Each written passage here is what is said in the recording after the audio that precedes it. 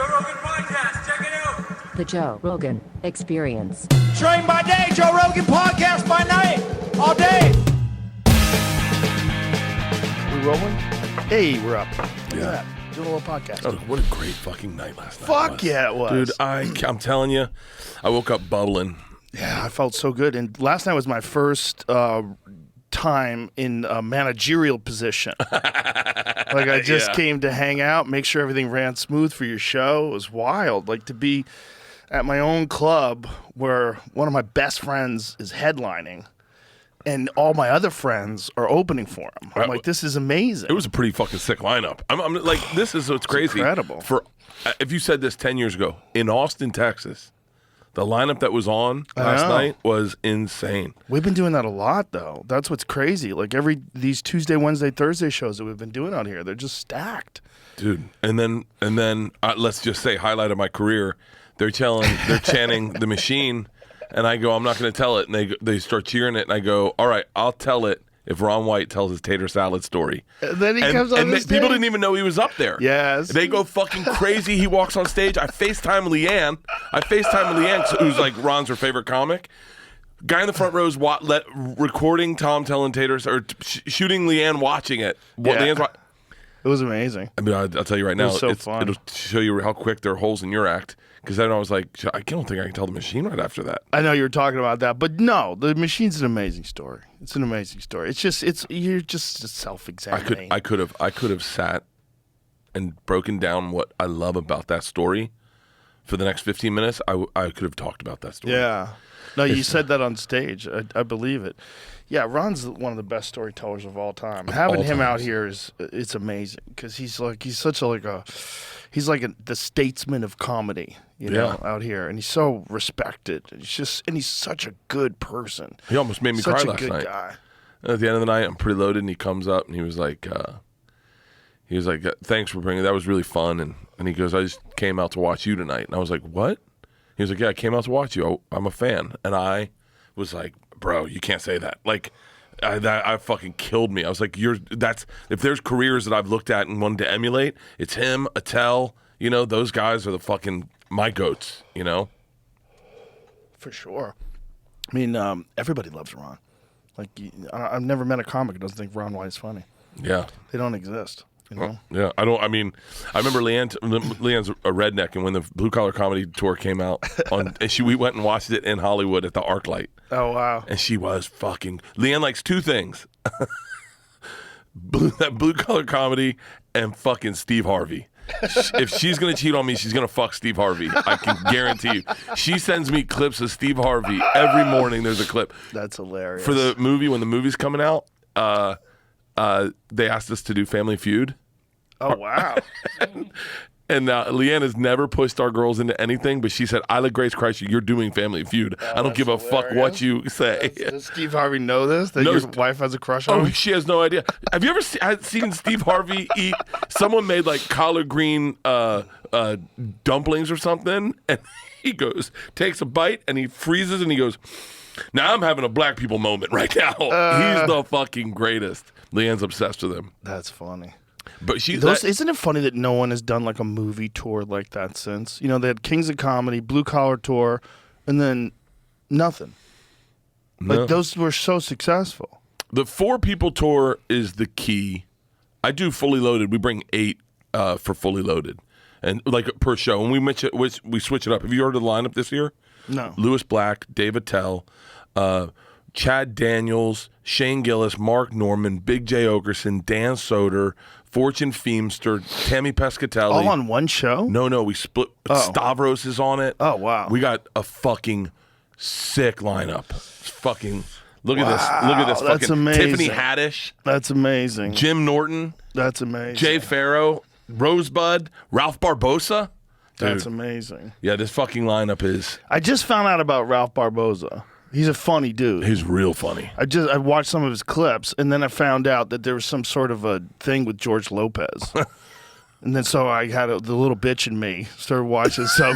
I watched it all too. Some fucking beef with George Lopez and Ralph Barbosa. That shit makes me sad. I don't like that stupid shit like that. I don't like beef. I don't like nonsense beef. Like that's the dumbest kind of beef. Like some young guy coming up beef. Like you don't like.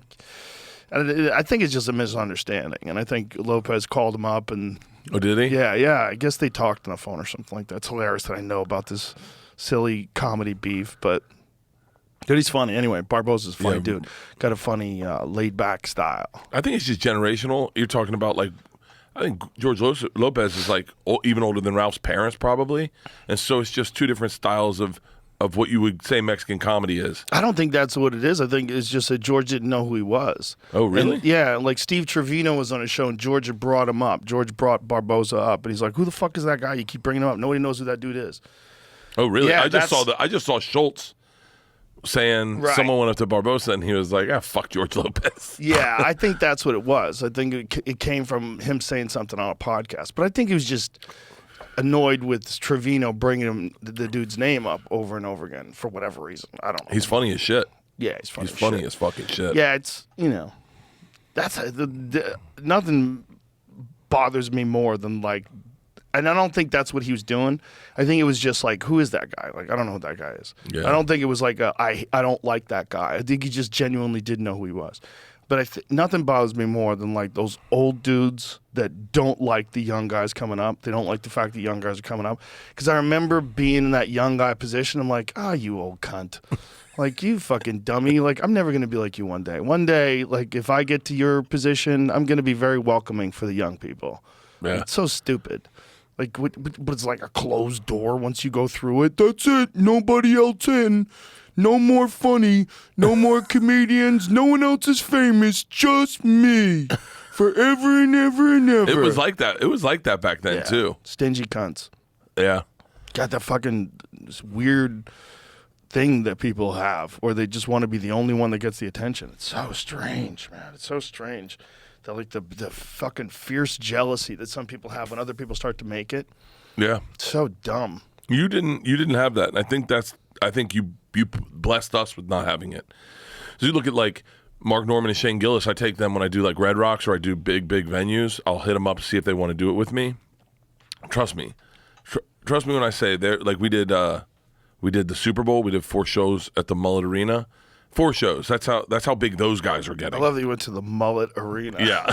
How'd you not bring Theo with you?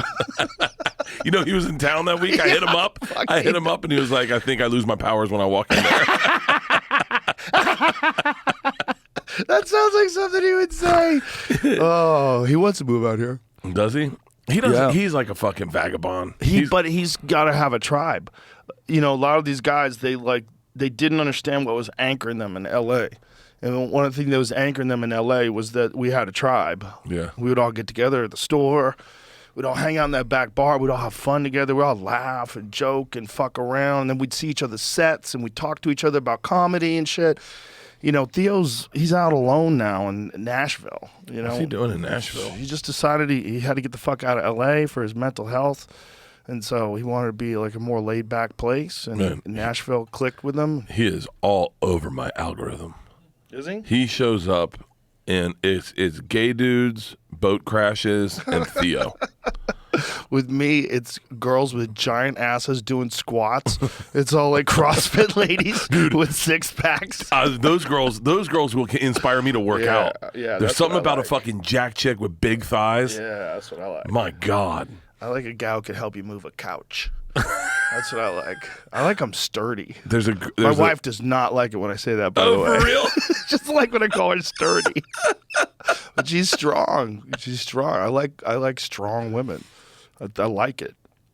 I don't like, I just don't think that, like the weak, like wafy sort of, like some people are into that weak sort of wafy looking thing. Like that doesn't make any sense. No.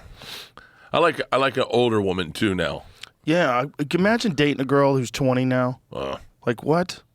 What are you talking about? Like when I see Leonardo DiCaprio going on a 19-year-old, I'm like, bro, what do you talk about? Yeah, what are you talking about?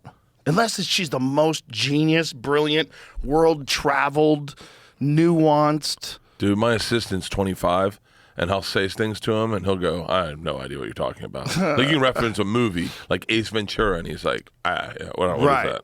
Jim Carrey? I don't know who that is. Well, Jim Norton was on stage last night and he had a Three Stooges reference and no one laughed. I'm like, Jim, you're 55.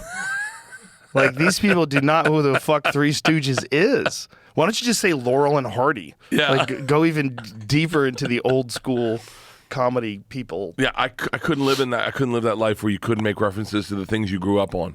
Well, you know? you can. You know, it's like Dennis Miller always used to have references that nobody knew what the fuck he was saying, and we you had always to catch up. Yeah, but I don't like. There, it seems like the gap of experience and what we know has gotten so closer where it wasn't that way. That I feel like my dad and I still knew all the same references, whereas my daughter and I do not. They don't know anything that I've ever lived or experienced, and then they'll say things to me like, "Have you ever heard of the band Tool?" And I'm like, are you being fucking serious? Are you being serious? I buy the guy's fucking wine. You kidding me? And then, like, the other day, Isla said to me, you ever heard of Alice in Chains? And I'm like, yeah.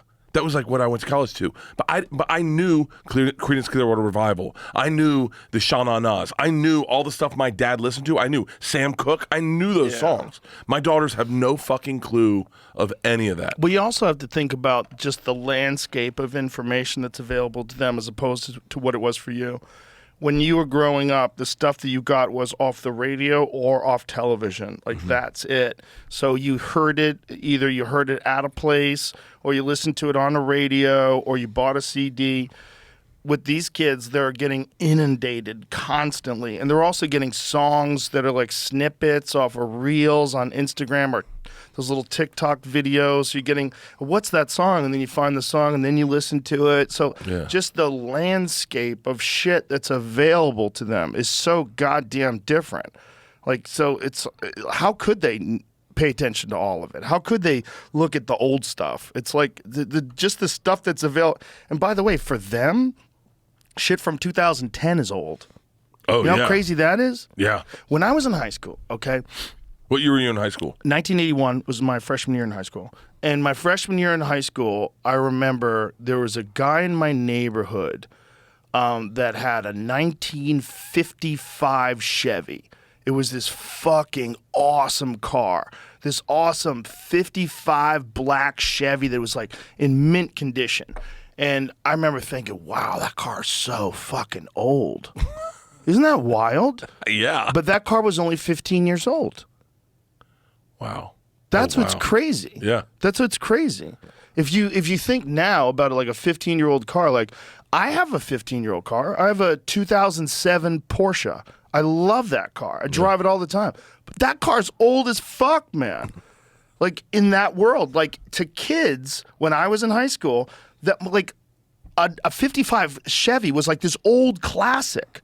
Well, that's what my car is. Like the timeline. Crazy. The timelines are weird now. Because now you look at like my favorite car is a 72 Eldorado, the convertible Cadillac, and that's fucking 50 By the years way, old. I'm off by 10 years. It's a 25-year-old car. 25, yeah. What I'm thinking about is that, and my mom had a 1970 Barracuda. This is where I'm fucking it up in my head. My mom had a 1970 Barracuda when I was in high school, and all my friends were in love with it. They were like, oh my God. They would see my mom's car. It's your mom's car. This is insane. Because a 1971 Barracuda was like, it had like these the front grill looked like a fish, like almost like gills. Like, look at that car. God damn. My mom had one of those. Jesus. In 1981. So I was a freshman in high school, and my mom had it for quite a while. But like that car in 1981 was only 10 years old. It was only 10 years old. So that's a 2013 car. A 2013 car is indistinguishable from a 2023 car. Like if you see a 2013 Lexus, like they're the same. But that to everybody back, look at that fucking car. Look at that fucking car. What a car! I tried to buy one of those, and oh my God, you need one of those. I want one so bad. You should get one of those and get it done so it's got modern brakes and shit and modern engine. That should be a project that you get behind. A Bert Kreischer 1972 Cadillac convertible. Let's go. I was gonna buy one, and use it because this is the way my brain works. Use it to promote my special. So we just put razzle dazzle all over the side of it, driving around LA. That's the way my brain works. So just think about like the difference in timelines, like how different it is to like look at a 1971 car and then look at that in 1981, and it was already a classic. And you know, this 2023 year we're living in. You know, if you look at things from 2000, like they don't seem that long ago. But here's my question. It's weird. Technology from like a 1961 car to a 1971 car. If I'm not mistaken, the 71 car starts having automatic windows and an automatic trunk that goes that locks down. The technology from those cars is exponentially bigger. And you look at the car you have, your Porsche, compared to where they are today. How different is? I mean, I guess they're fucking electric now. Well, yeah, but no. Even the gas ones, the internal combustion engines, they have better electronics. They have better suspension management systems. They have better traction control. They do a lot of different things now. Yeah, like cars are, and also they have like warnings to let you know when cars are close and shit. Cars are pretty fucking incredible now. They're almost too incredible because they're so fast. Like a regular car, like my mom's car from 1970, that was slow as fuck, dude. Really? Slow as fuck in comparison to a modern car. Yeah. Like if you get a regular modern day Honda Accord, it would bury my mom's car. Really? Yeah, a little 4-cylinder piece of shit. It would bury it. Yeah, those cars are not fast. They were fast for the time. You know, and then as time goes on, and now you're living in this weird world where you have like the brand new Hummer, which is an electric Hummer, which is this giant SUV that GMC makes that goes 0 to 60 in like 3 seconds. Like that kind of performance was unheard of in cars. No, but how come that doesn't translate over to F1 and NASCAR? Why are NASCAR still? Will there be a NASCAR electric series at one point? It would be wild if it was, but they would lose all that sound. I think that's part of the thing that people like. Wow. Can you imagine going to it? Tom and I went to the Daytona 500, and can you imagine it being silent? All you would hear is the chatter of the fans. That would be so just fucking creepy. Dumb conversations. It's like, have you ever seen How I Met Your Mother without the laugh track on? No, but I have seen Big Bang Theory. Oh, that's it. That's the one I meant. It's rough. It's rough. People would get bummed out. I think NASCAR is like it's an American tradition that's based on moonshine runners. Yeah. So it's like fun. Like it's fucking like you go to NASCAR, you want to hear the bah. Like if it was electric, it would seem like it's over. Are the F1 cars loud? Yeah, they're loud as fuck. Yeah, they're loud as fuck. I mean, but comparatively speaking, because my sister has what's the Tesla? Tesla. Yeah. And those things, I mean, that's like silent. Scary fast. Yeah, ridiculously fast. It's not even comparative to any of the cars that I've ever driven in, and I've driven in a lot of I've drove Lamborghinis and Ferraris and the Gullwing. Yeah. But it's the fastest car I own. Yeah. Yeah, I own a Tesla, the plaid one. It's the fastest car I own. I own a lot of fast cars, like Porsches and sports cars and old muscle cars. The Tesla buries them all. God. Yeah, and they're getting faster. That's what's crazy. Right now, they go 0 to 60 in 2 seconds, but the new ones are going to be even faster than that. The little speedster thing they have, what do they call it? What do they call the little one? Roadster. The little Roadster thing is like, I believe it's 1.9 seconds, 0 to 60, which is so crazy. That's so fast. I told my dad not even to drive it. He was in LA last week, and he goes, I need a car. I go, don't get in Cotty's car. You're going to fucking kill yourself. Yeah, but the thing is, you can drive slow in it. It's very easy to drive calm. Whereas, like, if you're in a really fast muscle car, like, those are kind of hard to drive slow because they have, like, I don't know what it is, but there's less sensitivity in the acceleration. Those cars are very easy to go light with. It's very easy to drive around town light. I've never driven an electric car. Oh, they're so nice. Unless I get that Porsche that's electric, I don't have any. Yeah, no, a good friend of mine has one of those. That's the shit. Yeah, that thing is the shit. It's amazing. Yeah, I want my car to feel like a big cock. Whoa. I want people to see it and go, oh, that's nice. Big, fat, veiny cock. Big? No, I don't even need to be veiny. Just bigger than average. Shiny cock. Shiny cocks. Yeah, polished, well cared for cock. Right? Waxed. Nice when nice like wheels. Nice shiny and thick wheels. when it's soft. Yeah. Thick and soft. Chocolate interior. Yeah, some kind of chocolate. That's a bold move, right? Chocolate interior. That's my car I have. I don't know the type it is, but it's a Mercedes. I got it because of the interior. Fuck. You sitting there, I can smoke a cigar in there. Like That's what I saw the other day. I was at the car dealership and they had electric Mercedes. I haven't seen the electric Mercedes up close. They're doing like an S series. It's just like By the way, money might be fake now. Money might be falling apart, right? Oh, how many banks have collapsed now? Wait, that's happening today? I don't know. I was trying to follow up. How many banks have collapsed? It's at least 2, correct? It was at least 2. It might have been 3. And I don't know what happened today with the... I was on a plane with the guy who was talking about this yesterday. Yeah. So the Silicon Valley one collapsed, right? Yeah. And so a bunch of Silicon Valley. Yeah. This is like 2008 all over again. I don't know. See, this is part of the problem with being financially ignorant, which is I am. I don't know. And also being friends with Alex Jones, which I am, which fuck, so I get all these videos about the fucking storm. Prepare yourself to the end of the world. I'm like, oh no, Alex, why are you freaking me out? Yeah. I was on a plane next to a guy yesterday and said that today's a big day, that it's coming down where everyone's gonna fucking doubt if the fucking thing collapses or if we get bailed out. Well, apparently there was a big run on the banks today, too. And people were showing up at the banks trying to withdraw money, which scares the fuck out of people when that kind of stuff happens. That's how Hitler became fucking prime minister, whatever, dictator. Is he fucking... I've been watching this thing, How to Make a Dictator on Netflix. Have you seen it? It's fucking awesome.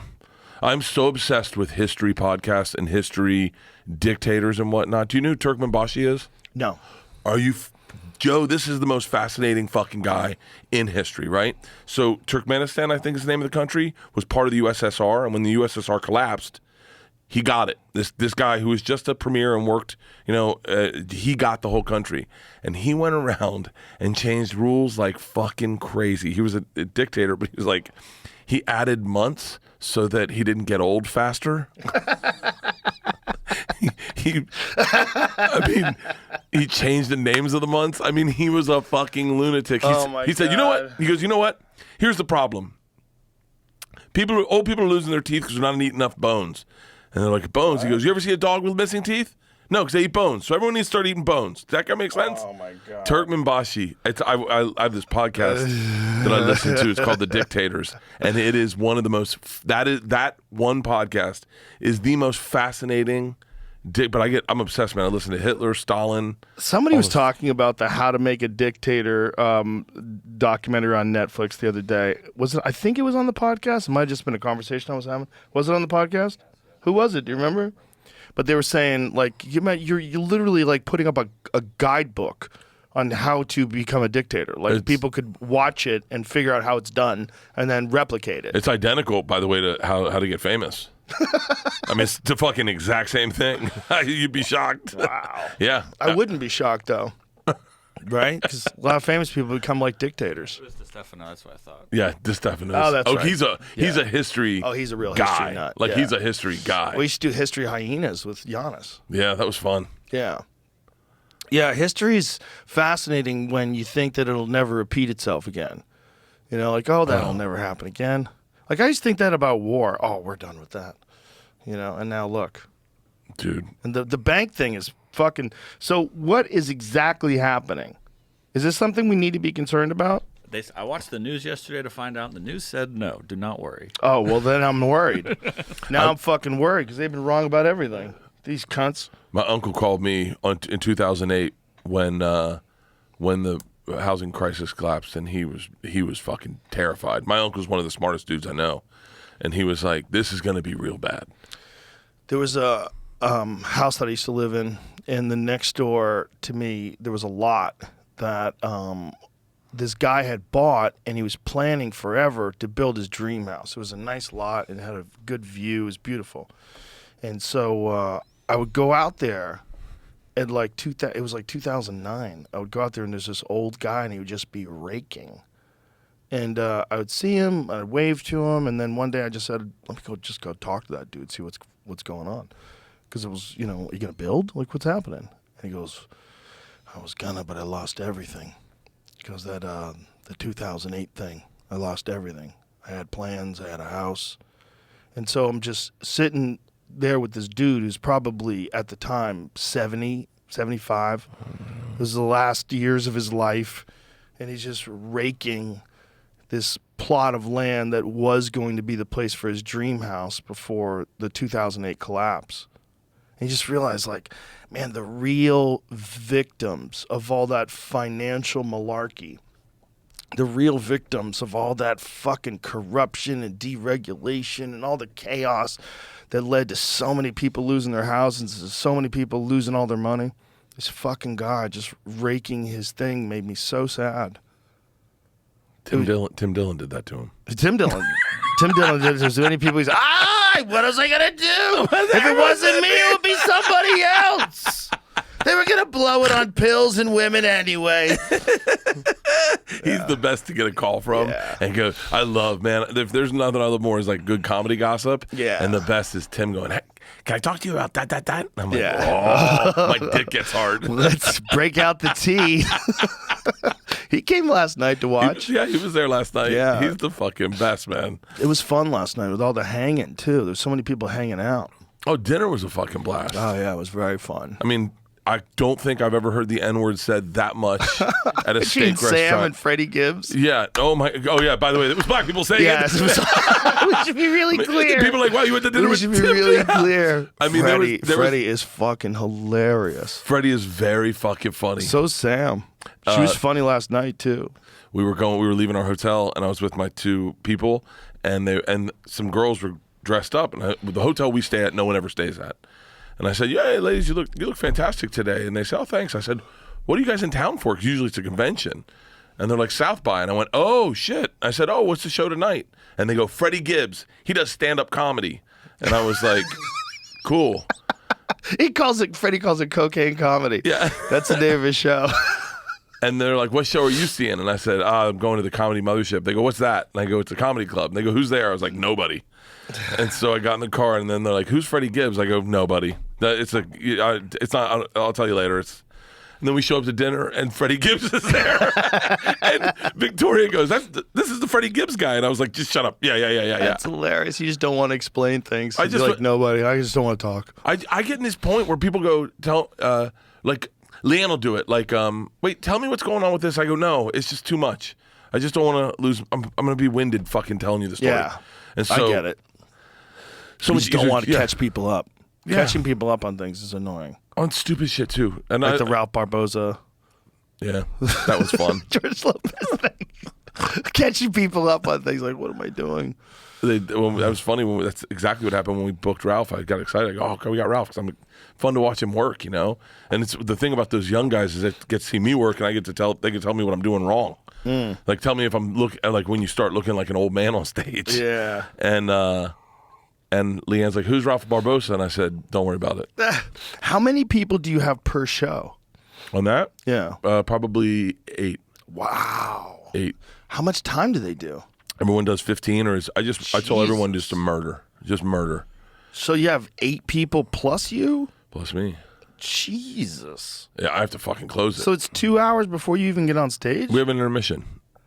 That's a long-ass show. Yeah, have you seen the places we're performing this year? Yeah. We're ending at the fucking Gorge. I told you. What's the Gorge? Oh, my God. I forget.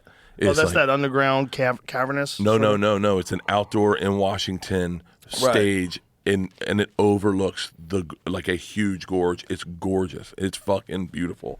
Look at that. Oh, wow. Yeah, that's where we're closing Fully Loaded this year. That looks like where someone would give a speech to start a new civilization post-apocalypse. It does. Doesn't it? Yeah. That's like, we can rise together from the ashes of mankind and build our own utopia. Okay, come out to the Gorge and you can give that speech, Joe. How many people is that seat? A lot. That looks like 100,000 people. I think it's 76. Jesus Christ, dude. That's a big-ass show. I think it is. But we're just going to do the infield, I'm sure. I mean, Shut the fuck up. Fill that bitch. Let's the go. I told you, I texted you and Tom. I have a private jet waiting for you. Fly you out, fly you back. Let's fucking go. The hang is the best part. Getting on the bus and partying with everyone, and like just Big J is the last time we went. Big J had us laughing so hard. So we have a party bus, and then we all have our own buses that we sleep in. So we all get on the road. You all sleep in individual buses? We have a girls' bus and a boys' bus, and then we have a party bus. So we all get in the party bus, start driving. We caravan, and then when we all are pretty fucked up, we call ahead. They pull all the buses aside. We all get in our buses and go to bed. And Big J had us. I couldn't even tell you why we were laughing so hard on the bus. We were laughing so hard we had to pull over, and get in our buses. We're like, we're done. And Big J, right before we're about to go to bed, he goes, one more thing. I go, what? And he goes, have you seen Jurassic Park? And I'm like, Jay, don't start.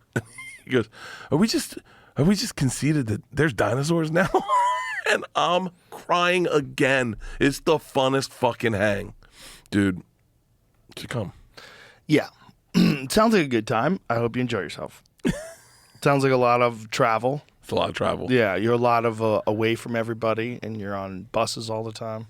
Yeah, it's awesome. Yeah, you do that tour thing where you go out for long stretches of time. I don't do that. Yeah. I don't like it. How come?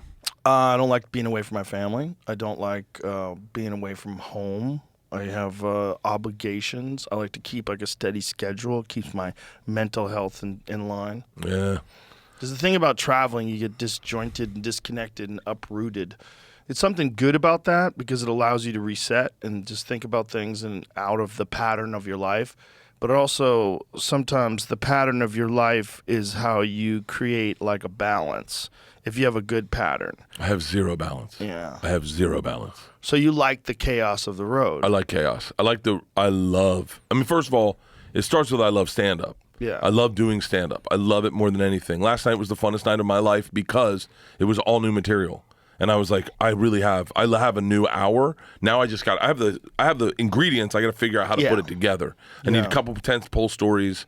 But for me, I'm always working to a special. So like when I started this tour, this special that's airing right now, this material started in January 2020. And then I did the drive-in movie theater tour. I mean, I couldn't sit at home during the pandemic. I was like, I got to come up with something. Right. And so I started doing this material in those drive-in movie theaters. Didn't you get that idea from Eliza Schlesinger? She was the originator. Fucking Eliza. The best about that clip is that you go, he was doing it in June, and she goes, that's really early. That's not safe. Like, all of a sudden, that's not safe. Pass me that whiskey, please. Yeah, how funny is that? She invited me to her 40th birthday. I think she had a rave, and I was like, "Whoa, she's raving." I think she had a rave. I don't know. And then once I get material going, I'm like, let's get on the road. Let's fucking get this shit good. Yeah. And then once I get ready for a special, once I know I have a date on a special. I mean, I'm so obsessive compulsive. You know, I think people look at me and they think I'm a moron because I take my shirt off and I drink a lot. But I'm so fucking over obsessive compulsive about stand up that like as soon as I knew I had the shoot date, because I pick out my date based on when I set my tour. So I want it to be a place I've never performed that material. I wanted to know a place I can move at least 12,000 tickets because I want to do a bunch of shows. And I mean, 2 months out, I'm on that bus. I'm doing stand up every single night, as many times as I can get on stage, and I'm moving the material around. I want it to be perfect. I could never do what Chris Rock did with the live shit. I would be fucking dead in the water. The live one's an interesting choice because Louis did a similar thing. Louis did it live on his website, and then he's going to release a full edited version of the set. And then I guess that's exactly what Chris is doing. He released it in the full edited. The shit about Will Smith was ruthless. Yeah. Ruthless.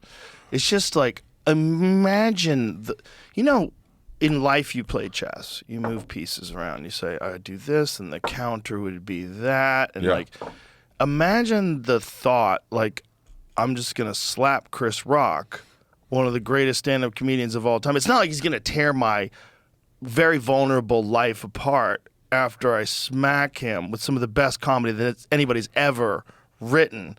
And he's going to hone it over a year before he releases it. Yeah. Like, what a terrible, unprovoked attack. What a dumb thing to do. To like be that person who's like publicly loved, you know, like Will Smith was until that moment. I mean, until that moment, nobody really had a bad thing to say about, maybe he didn't like one movie, or maybe he thought the superhero movie was dumb, but everybody loved that guy. I love the superhero. Everybody loved that guy. I loved Will. I love Will. I still love Will. But those two, keep my wife's name out your fucking mouth. Those two are what sunk him. If he just slapped Chris Rock and then sat down and didn't say anything, people would think it was a joke. They wouldn't know what to do. Yeah. It would kind of drift off, and people would forget about it. They would think, and they would say to Chris, "Was that on purpose? Did you guys plan that?" Oh. Then he would have skated. But I'm not happy that it happened, but I'm happy the way it happened, because when I was trying to explain to someone who's not involved in show business how bizarre the industry is, and how like untethered those people are to either morals or ethics or just the reality of human nature. Yeah. They are completely connected to the zeitgeist in terms of what's popular and what's trendy and what's accepted by our group and what's rejected by our group, that no one has, I mean, not no one, but in general, the mindset of the people in Hollywood, there's very little independent thought. It's all groupthink. So when Will Smith, after smacking Chris Rock and all that other craziness, goes on stage and wins the Academy Award and gets a fucking standing ovation, that was like, that's those people. That's this. They don't know what to do. They don't have the ability to say, hey, that's not right. I don't care if you're famous. I don't care if you just won the Oscar. You can't assault people. What you did is ridiculous. The way you're behaving is crazy. It didn't even make sense. It wasn't even proportionate to what he said. It wasn't, like, you overreacted in such a strange way. I have to wonder, are you okay? Like, what the fuck is wrong with you? Yeah. No one did that. They all like, yes, it was amazing. They went to the Vanity Fair party. He was dancing. It was almost like it all went away until the rest of the world was like, are you out of your fucking mind? What is wrong with you? That is crazy that it did not get acknowledged at all, and then I guess, do you think that's a testament to the internet? Because the internet was like, what the fuck? Yes, it definitely is a testament to the internet, because the internet is just representative of most people. I mean, there's some people that thought that Chris deserved it. You know, don't talk about someone's wife. Like, there's a lot of goofy people out there. I had to set up. You've made me start a new fucking Twitter account because of something. I've been off Twitter for like a year, and I had to, because you sent me something about Jordan Peterson, that Chinese dick sucking factory, and I had to sign up for a new Twitter account. Do we know if that's real? I thought it was Beeple. I looked at it. Did they delete it off of Instagram or off of Twitter? So Jordan tweets this thing, and it's these guys are lying on hospital beds in some lab somewhere with like a robot sucking their dick, and they have like COVID masks on. They're just lying on their back with their pants off. And so I sent it to these guys. Did Jordan Peterson actually tweeted it? I might have to check in on Jordan. That was a good podcast with you and Jordan recently. Oh my God, the last one, he was on fire. He was on fire. He was on fire. I don't have that brain. Well, I always want my viral clips to be, because you don't get to pick what goes viral for you. Like, you got badass viral clips where you're like, be the person, be the hero in the story you want to be. You know, my viral clips are me laughing at fucking people falling down. Me laughing. I have those too. Me and Theo have a bunch of those. Theo's great. Mine are legit just me laughing. Yeah. Just if I can laugh, it goes viral. There's a video of me and my dad putting a pizza in a pizza oven. Have you seen it? Yes. It went viral on TikTok, and I'm like, I'm not even in the goddamn video. It's just me and him laughing, and apparently we have the exact same laugh. We talk, we go. Yeah, this is the Chinese dick sucking robot. I'm not going to show thing. it, but this says it's from the UK. It says it's a fetish house or something. Oh, it's from the UK. China. Yeah. But didn't it have Chinese writing in something? There is other stuff online that's trying to say this is from China. People are correcting the tweet saying it's from the UK. What is that one with the sperm bank? The Chinese sperm bank? What is? I love the memes, like, go scroll down again. The meme of the lady getting her eyes washed out by Clorox. I fucking love the internet. The internet can fucking deliver. But that meme after that video. Oh my God. So it's a UK fetish house. So it's a real video. It says, I found this on WeChat. They said this is a China's collection room for sperm bank. That's a weird statement too. That's what it says from WeChat? That's what the person that found it on WeChat says. This is probably what the caption on the video was. Yeah. Oh, okay. But how does it relate to the UK then? It turns out the video's from the UK. Oh, so it's not really a fetish house, fetish clinic. Can you imagine trusting a robot on your dick? Like, what if it breaks? What if it goes wrong? I've done it. Have you? Yeah, of course. Like that? No, not that thing, but I've had there's That a thing blowjob looks thing. Too strong. Tom and I got a bunch of sex toys for two bears to try them out. And the only ones we tried out were the anal. We did butt plugs, and Put them in your own butt? well, we tried. It's really hard to get a butt plug in your ass. You'd be shocked. I think I could Some get a, gals would beg to differ. dude, I don't know how they do it. I think you got to have someone put a butt plug in your ass because I don't think you. Could do it yourself? It's too hard. I mean, both of us tried pretty aggressively. But one of the things we got, was a blowjob machine. It's a electronic blowjob machine. Somebody mentioned that on the podcast once, right? And didn't they send us some? And we were like, get the fuck out of here with this thing. We have something out there. Yeah. You want to try it? No, we don't want to Oh, try. I mean, bring it in. Let's see what. Just let it hang out and get to know us. But that thing where the cord's hanging from the ceiling, I couldn't have my hands tied up and have something on my I dick. guess here's the tweet that Jordan had. yeah. He Someone called else it said, so much fun and unbelievable techno nightmare CCP hell. That's funny. What is he saying? They're all shaved. But what does he say he posted something about that in the what you just had. This is somebody else talking about it. Oh, just unironically retweeted a video of BDSM male milking dungeon in the UK claimed to be footage of human rights abuses in China. So someone dunking on Jordan. I couldn't go to one of those BDSM places like that. I don't think I know that I did. I was a dominatrix Kim for a day, for a TV show, but I don't know if I could welcome that into my life. You know what I mean? Yes, I do know what you mean. Yeah, don't welcome that in your life. Like, there's other shit to do. You should be on your tour bus. Yeah. Not laying in a fucking hospital bed getting jerked off by a robot. but I wonder if there we go. Oh, Jesus. That's fucking hot. Is it, though? I think it is. I mean, Why? If Leanne showed up in the bedroom dressed like that, I'd be like, That looks like a Mortal Kombat villain. yeah, there's something about latex. Wow. Everybody's got their thing. Yeah. The latex thing's a weird one, right?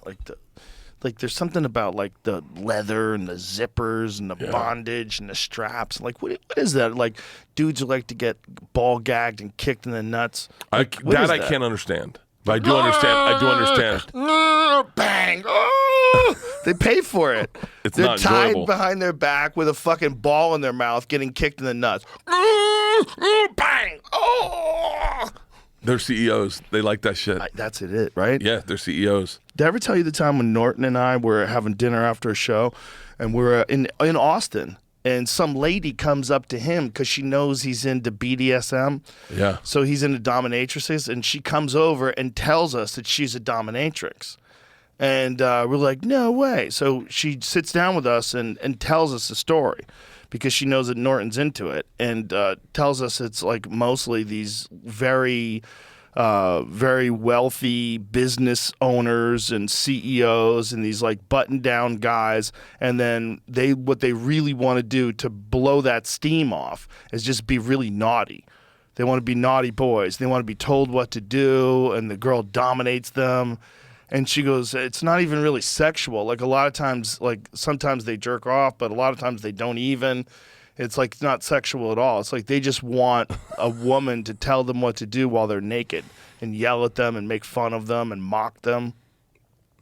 I once I came, I'd be like, all right, the game's over. Untie me. Untie me. Yeah, I'm fucking going. I got to get an Uber out of here. I'm embarrassed of who I am. When I did it, they did everything to me. They electric shocked my balls. Oh. They put 10-pound weights on my balls, like they put a God. like a cock ring ball thing, and then hold them down. 10 pounds is fucking heavy. I think it was 10 pounds. I don't know. I was tied up, totally fucking naked. This is a TV show, mind you.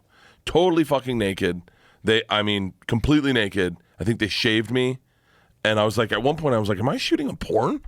This feels like we're shooting porn," and never got hard until they put me in this thing, like latex.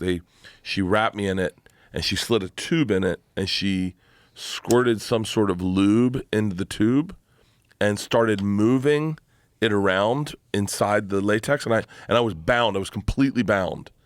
And the second it hit my dick, we had a safe word. It was marshmallow. The second it hit my dick, I realized, oh, this is the moment where you go, I can't say no. I'm gonna keep this going. So I was like, marshmallow. She was like, what? I go, marshmallow. Get me out of here. If you do a little bit more, I'm not gonna say anything, and I'm gonna come in this fucking thing, and everyone's gonna be fucking weird. Ew. Yeah, that was But yeah, I don't mind seeing videos and stuff. But the second I come, I'm like, I'm fucking done with this. I'm out. Someone told me about the videos of the massage videos where it was a woman. I think it might have been Nikki Glazer.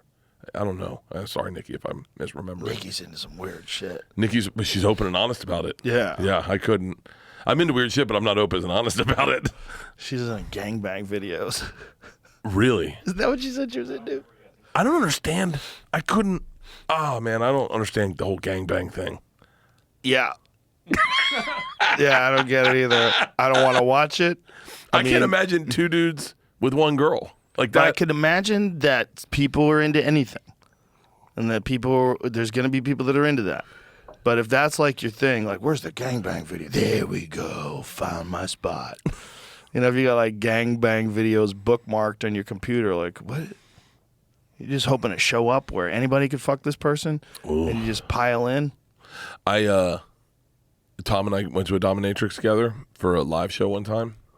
And I'm game for anything. And Leanne's cool because Leanne doesn't give a fuck. She knows where, Adriana Chechik offered me and Tom to have a double team on her. And Jesus. So we called our wives. We're like, hey, can we fuck Adriana Chechik? And Leanne's like, fucking no. I go, okay, what if we both wear strap-ons? And we'll fuck them with the strap-ons. And we won't. Tom's like, what are we going to do with our dicks? I go, we're jerking off, Tom. Don't worry. And then she goes, and then Leanne's like, no. I go, what if we turn the strap-ons backward like tails and we fuck her backwards? So we're not even looking. And she's like, no. But we greenlight this dominatrix thing.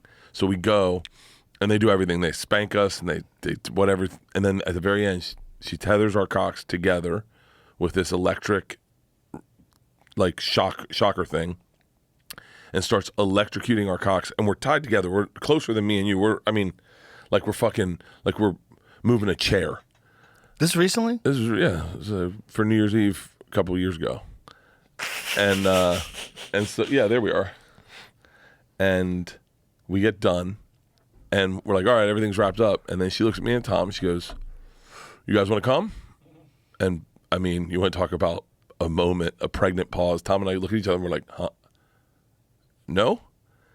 And Tom goes, wait, how would you do that? And she goes, I'll take you guys over there. I got this little machine. I could make it come in like fucking 30 seconds. And Tom and I just look at each other. We're like, Nephew, we don't want that. Let's just leave.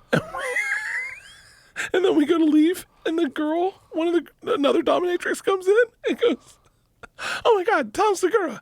I'm such a big fan. And he's like, oh, what's up? He's like, do you know my friend? She goes, no, I've never seen him. And so Tom starts giggling. She goes, can I get a picture? And he's like, yeah, sure. So they go over to get a picture. She goes, on your knees, pig. And he's like, huh? She goes, on your fucking knees. And Tom just gets on his knees and they take a picture of them. Oh my God. This is Tom and I with the dominatrix. Jesus Christ. God. That's a fucking weird world. It is. It is. Some people are into golf. There was I wanted to bring this up earlier because I forgot about it. There was a documentary that they did about this woman who participated in a 100-man gangbang. It was like an open public gangbang, and she was very intelligent, like a very smart person who was like a college student at the time.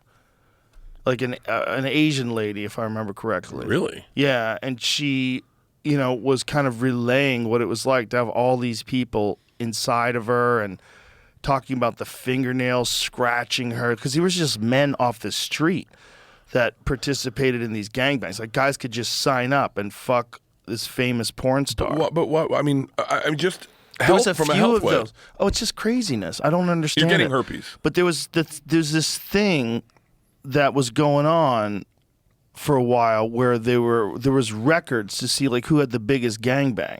There was another woman who was like in competition with her at first.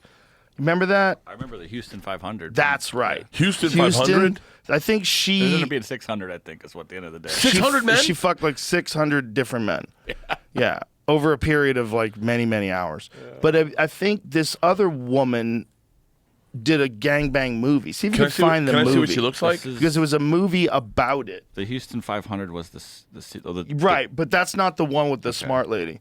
The smart lady was there was a documentary about an Asian porn star who did a massive gangbang. But there's like, it was just weird because they like, if I remember it correctly, it was quite a long time ago, like 20 years ago. But they were talking to her about it, like what was the experience like, and I was like, I think this is. yes, Is this her? Annabelle Chong. That's it. Why? The 90s porn star Annabelle Chong was arguably the most famous Singaporean in the world. 2 decades later, she talks about what she's been doing since she vanished from the public eye. So see if you can find the movie about her. So that's like a recent thing on That's her. got to. There's got to be something. I mean, I don't mean this disrespectful, but there's got to be something broken inside her brain. Maybe that fixed it. Maybe it was just like, just needed 500 cocks. I don't know.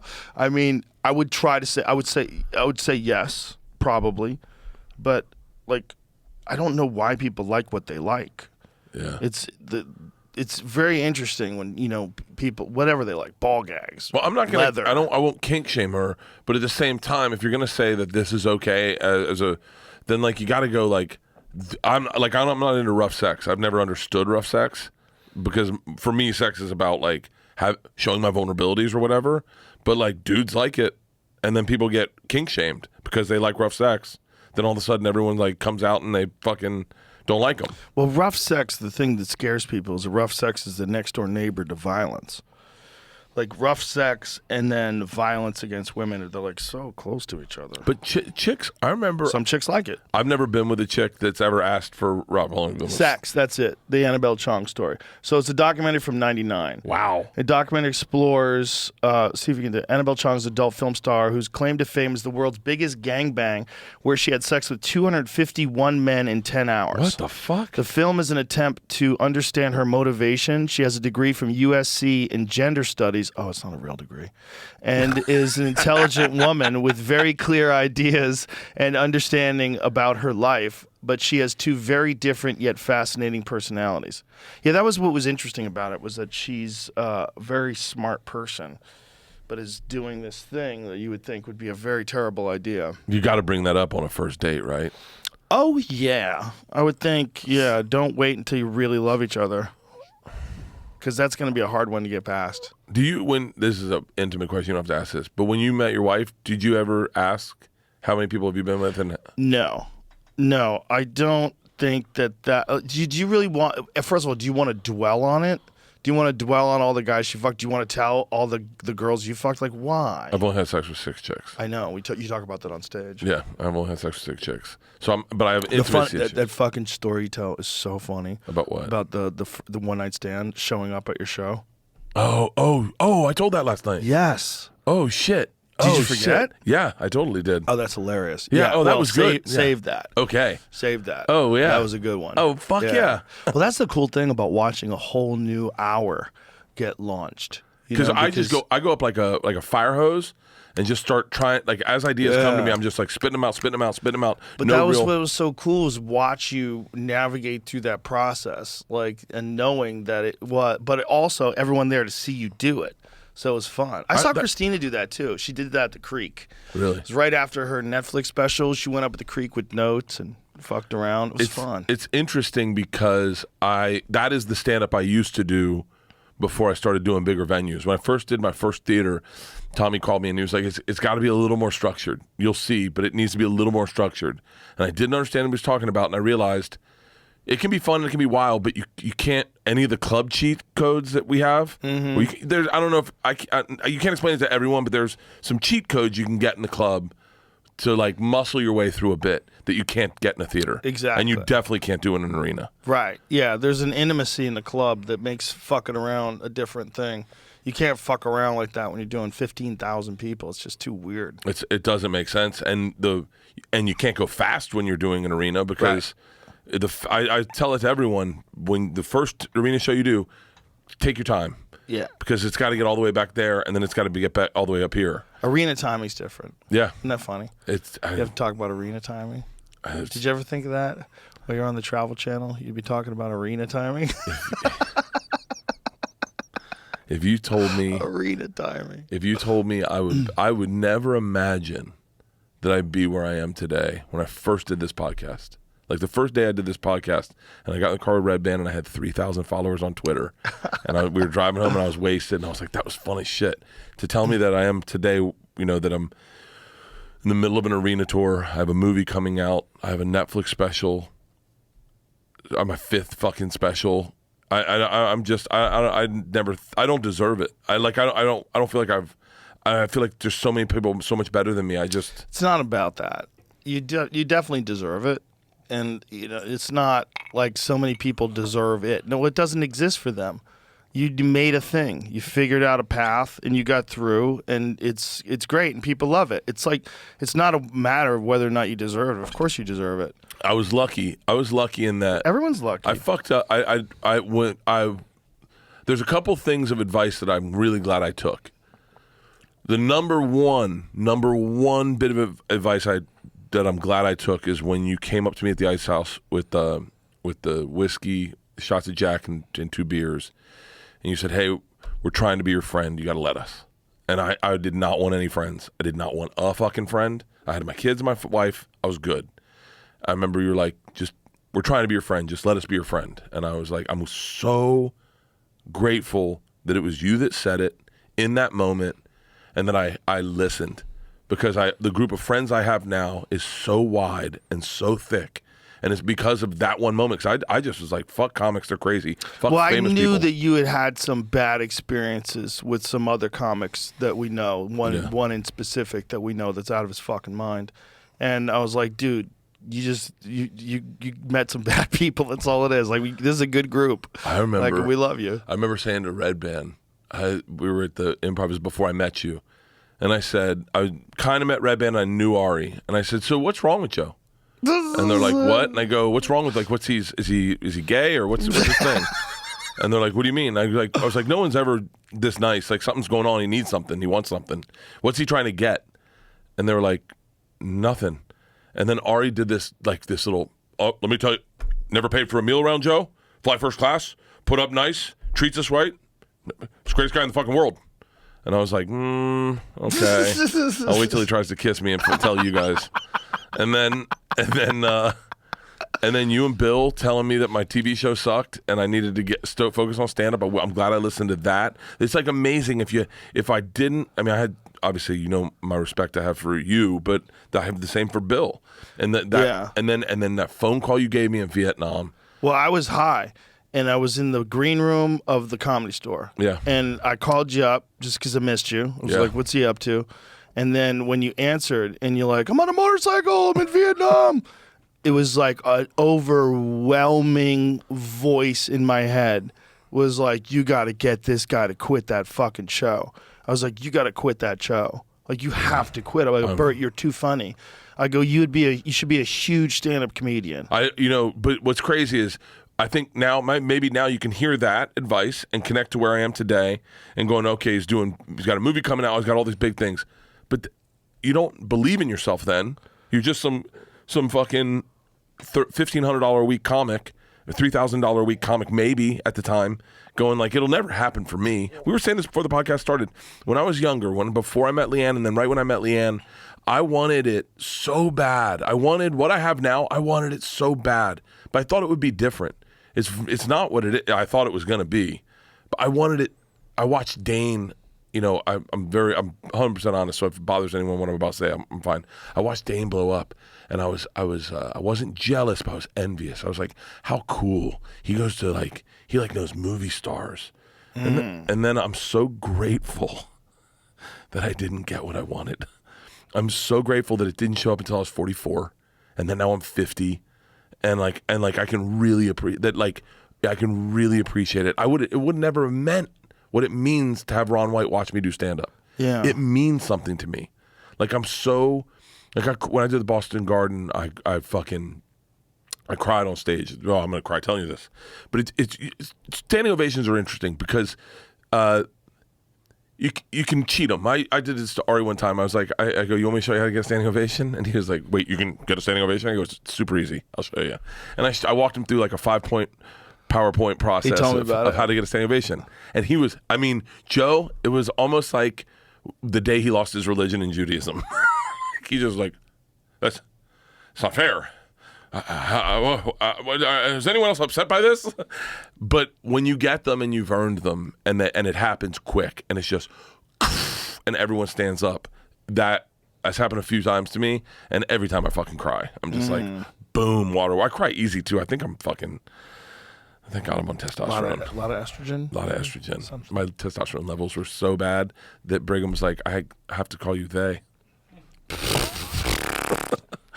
But yeah, like those, I never thought I'd be where I am. And if it all goes away tomorrow, I go, that was a fun fucking ride. It's like riding a horse. It's fucking been a goddamn trip. But the key is now, with the success that you have, is recognizing that there is no destination. That's what's important. None. Because this thought that you're gonna get somewhere and it's all gonna make sense. No, what happens is your motivation shifts. Your motivation shifts from this undesirable, this unstoppable desire to make it, then your motivation should shift to doing the best work that you can. That was my last night. I don't get nervous going on stage, but very seldomly do I prepare. Like prepare, where I go, let's think very thoughtfully about what we want to. Let's turn this into a job and let's work. And last night I sat down before dinner with you and I wrote every new idea I had down, and I said, I got my book. I remember a lot of them I want to do. I'm gonna make sure I hit all of them, because I was like, there's a chance that like Jim Norton, I didn't know Jim would be there, but like there's a chance that I know that you'll be there. And I go, these are my peers, and I want to make sure they know that I'm working. Does that make sense? Mm-hmm. The second you see your peers stop working, and I won't say their names, but we've seen them. Yeah. The big comics that just phone it in, and and I go.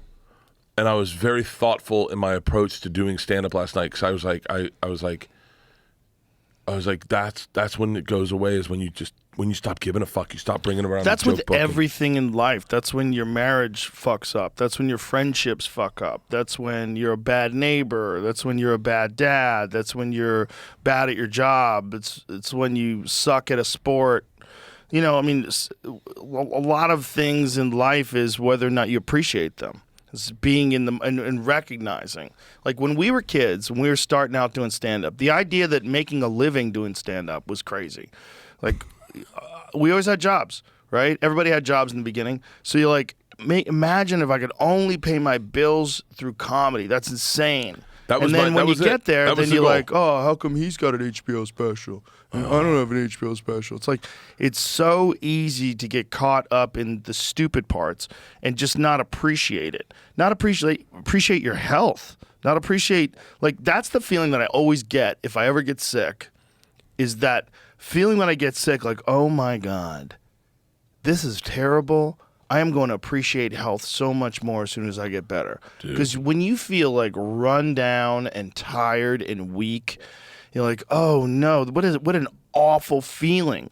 Like, I have to recognize that my health is it's of utmost priority. You got to be healthy. And don't just think about it when you get sick. Because when you're healthy, you think about all kinds of stupid shit. You don't think about make sure you don't get sick. But when you're sick, you're like, oh my God, I've got to get healthy. Nothing matters until you're healthy. If someone could say, look, you could stay sick for the rest of your life, but you never have to work again. You're going to have unlimited income, but you're going to feel like absolute dog shit every day. You'd be like, no, that's not a life. That's not life. No. Life is when you're healthy. And no one thinks like that when they're healthy. Because when you're healthy, you just think about stupid shit. Like, why don't I have the car that I want? Why does she have those shoes and I don't? Why is this and that? And you just caught up in your own fucking head. Dude, so I woke up this morning. I partied pretty hard last night. I woke up this morning and I was wondering what your motivation was. Because I woke up and I slept on my hand, and so my hand was asleep in the morning. So I was like, I had a stroke. Oh. And so then I went, oh my God, I thought you were going to tell me you jerked off to the dead hand. Oh. Put it on there and just Should have. numb-handed it. God, I wish you would have been in bed with me. I'd give you advice. But Spit in your hand first. Don't be scared. You're already fucking your own numb hand. But I got up and I went, and I realized, oh, my hand's just asleep. And then immediately I go, it's that health thing. I go, I'm going to the gym. Here we go. 4 miles. Let's do it. Good. Go do 4 miles. Head over to Rogan. Eat salmon. Be healthy. I'm telling you, I've never been more motivated with health because of the dealing with waste to wellness. Because once you start taking that accountability, you go, well, then now it's time to right the boat for real. Yeah. And so, but I go, I know my motivation for working out is punitive. It's more like I get angry at myself. I go, way to go, fuckface. That's how. Okay, you wanted to have last night, then this is the morning you get. You wanted to come home, fucking take a roadie with you and drink it in your room. Then you would get up and you could do 4 miles. Let's go. And I was like, I wonder, because I know I never understood before I worked out the way I do now. I never understood the way your brain worked about that without working out you'd want to fucking kill someone. It kind of centered you. Yeah. And I get that now. Once I can feel like shit, but once I push it out of me, I feel amazing. Yeah. For the rest of the day. It's medicine. It's medicine for everybody. It's not just for me, it's for everybody. It's hard to do. That's all it is. And you got to recognize that it's hard to do, but you have to still do it. And if you could force yourself to do it, it's better. It's that simple. It's like really all in that form. And you also don't have to do anything that hard. The thing about exercise is if you can get a really good sweat going and get your heart rate up and push, that's great. But if you can't and you just want to walk around your block, that's way better than not walking around your block. Like everything is good. Everything you could do is good up until you get injured, right? So do it smart. Do it smart and do it regularly and build up. Don't go, like if you have been working out for 20 years, don't immediately join a fucking CrossFit class and blow your back out. Like do it smart. Like do it slowly at first. Start with push-ups. Get a chin-up bar. Build up. And then after a few weeks of being very consistent with that, then start going to a gym. Maybe if you can afford it, get a trainer. If not, there's tons of YouTube videos. Oh, dude, tons. Netflix has a new workout series. Have you seen it? Oh, no. Netflix has a new workout series. Let me pee and then we'll talk about it. Yeah, sure, sure. Pee. I'm so overhydrated lately. I used to be the champ of not pissing during podcasts, but when I went to Ways to Well, I found out I was dehydrated. And it was probably because I was right after coming out of the sauna that I got my blood work done. But I'm like, God damn it. And I have been overhydrating since then, but I feel fucking great. Really? But I have to pee all the time. All right, go piss. And bring back an ice cube. Yeehaw, Bert Kreischer. Our boy Aaron Rodgers went to the Jets. What's that? I think our boy Aaron Rodgers went to the Jets. Oh, yeah? I think so. Someone was asking me about that. I love that dude. Aaron Rodgers is a saint. Nicest guy you could ever meet. It's the coolest dude. Does not feel at all like he's famous. No, dude. Feels like a fucking totally normal, regular guy. He showed up. Are we rolling? We're back? Yes. He showed up. I texted him on Twitter. I made a message about him on Twitter when I was in Green Bay. I was doing the rest center right next to the Lambeau. And he DMs me. He's like, are you trolling me, motherfucker? And I was scared. I was like, he brought man energy. Like athletes bring man energy to you. Any cage fighter I've ever fucking talked to, man energy. I talk shit about never mind, I'm bringing that up. So I said me and Tom were gonna jump Nate Diaz one time. Oh no. and Shane Gillis is like, that was a mistake. Yeah, don't say that. So it was a joke, Nate, just joking, big fan. So he DMs me and I panic. I'm not good at talking to celebrities, so I call Tom, who's awesome at it. He's better at that than stand up.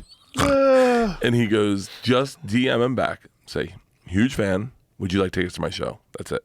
So I write back, not what I would ever write. I'd write like a paragraph of, no, I love you. I think you're awesome. Your hair looks so cool. I love it when it's wet or whatever. And so I DM exactly back, and then he writes back, no, huge fan. I just didn't know. He's like, are you at the rest center tonight? I was like, yeah. And he's like, can I stop by? And I'm like, oh, wow, that's how Tom gets in these pants with these celebrities. So I text back, yeah. And then he just shows up, regular ass dude. Yeah. Knocks on the window of our bus, walks in, smells awesome. He's got his wet hair. And we're like, And he was the coolest fucking hang. Like, no pretense. I mean, I got to be honest with you, and I made jokes about this, but like, we had a camera on. And Aaron Rodgers was so open and honest about everything that I actually said, can we turn this camera off? Because I don't ever want him thinking I'd ever leverage any of that shit. He was just the realest dude. And he's been the sweetest guy. Like I text back Now and I want to forth. know what the fuck he said. You just opened up that door. Dude, Why'd you do that? Let me tell you, I'm bad with secrets. I'm really bad with secrets. But Aaron Rodgers, I'll keep your secrets until the day I fucking He'll keep die. your secrets until this podcast is over, and then he's gonna fucking tell me, Aaron. I can almost I'll tell guarantee you you right anything now. he'd tell me, he'd tell you. But almost guarantee. Do you want a cigar? Yes, I fucking love a cigar. I knew you would. Did you hear the joke I had about Tommy last night? No. About secrets? No. I'll save it. I got a good one. That motherfucker's going down. What kind of cigars you got? Look at that fucking humidor, Joe. It's pretty dope, right? Oh, are these your cigars? Yeah. Oh, I fucking yes. Do you know who loves these cigars? Is Bobby Kelly. Yeah. No, he said that Bobby knows his cigars. These are from Foundation Cigars. Foundation Cigars makes good cigars. Yeah, I was very skeptical when they just said they were gonna make a JRE cigar. I'm like, oh, this is gonna suck. Do you ever look back at how much you've changed in the last 10 years? I don't know how much have I changed. Like, you weren't a cigar guy 10 years ago. Oh, yeah, but You weren't a cigar guy, and you know what else you I weren't? still like cigars. Can I call you on what else you weren't? Which I wasn't either, but now I am. What? You weren't a watch guy. Yeah. You were not a watch guy. Well, the UFC bought me a watch. They bought me a Rolex. It Really? was really nice. And then I did a podcast with Matt Farah. You know Matt from Smoking Tire? Of course I know Matt Farah. And I was making fun of watch people. I'm like, what are you going to watch this for? What's wrong with you? And then as time went on, I bought a watch. And then I started getting into the mechanics of them. And I didn't even before know the difference between like a quartz watch and an automatic watch. Thank you.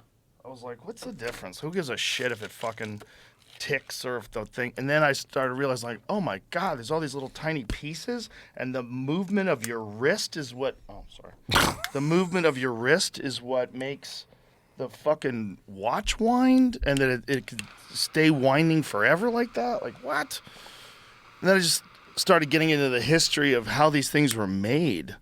And how crazy it is that someone figured out how to make these little springs and gears move exactly to the tune of 24 hours in a day. Like, it's pretty wild. The ones that blow me away are the moon phase watches. Yeah. Those moon phase watches. Like, so I don't know what I like.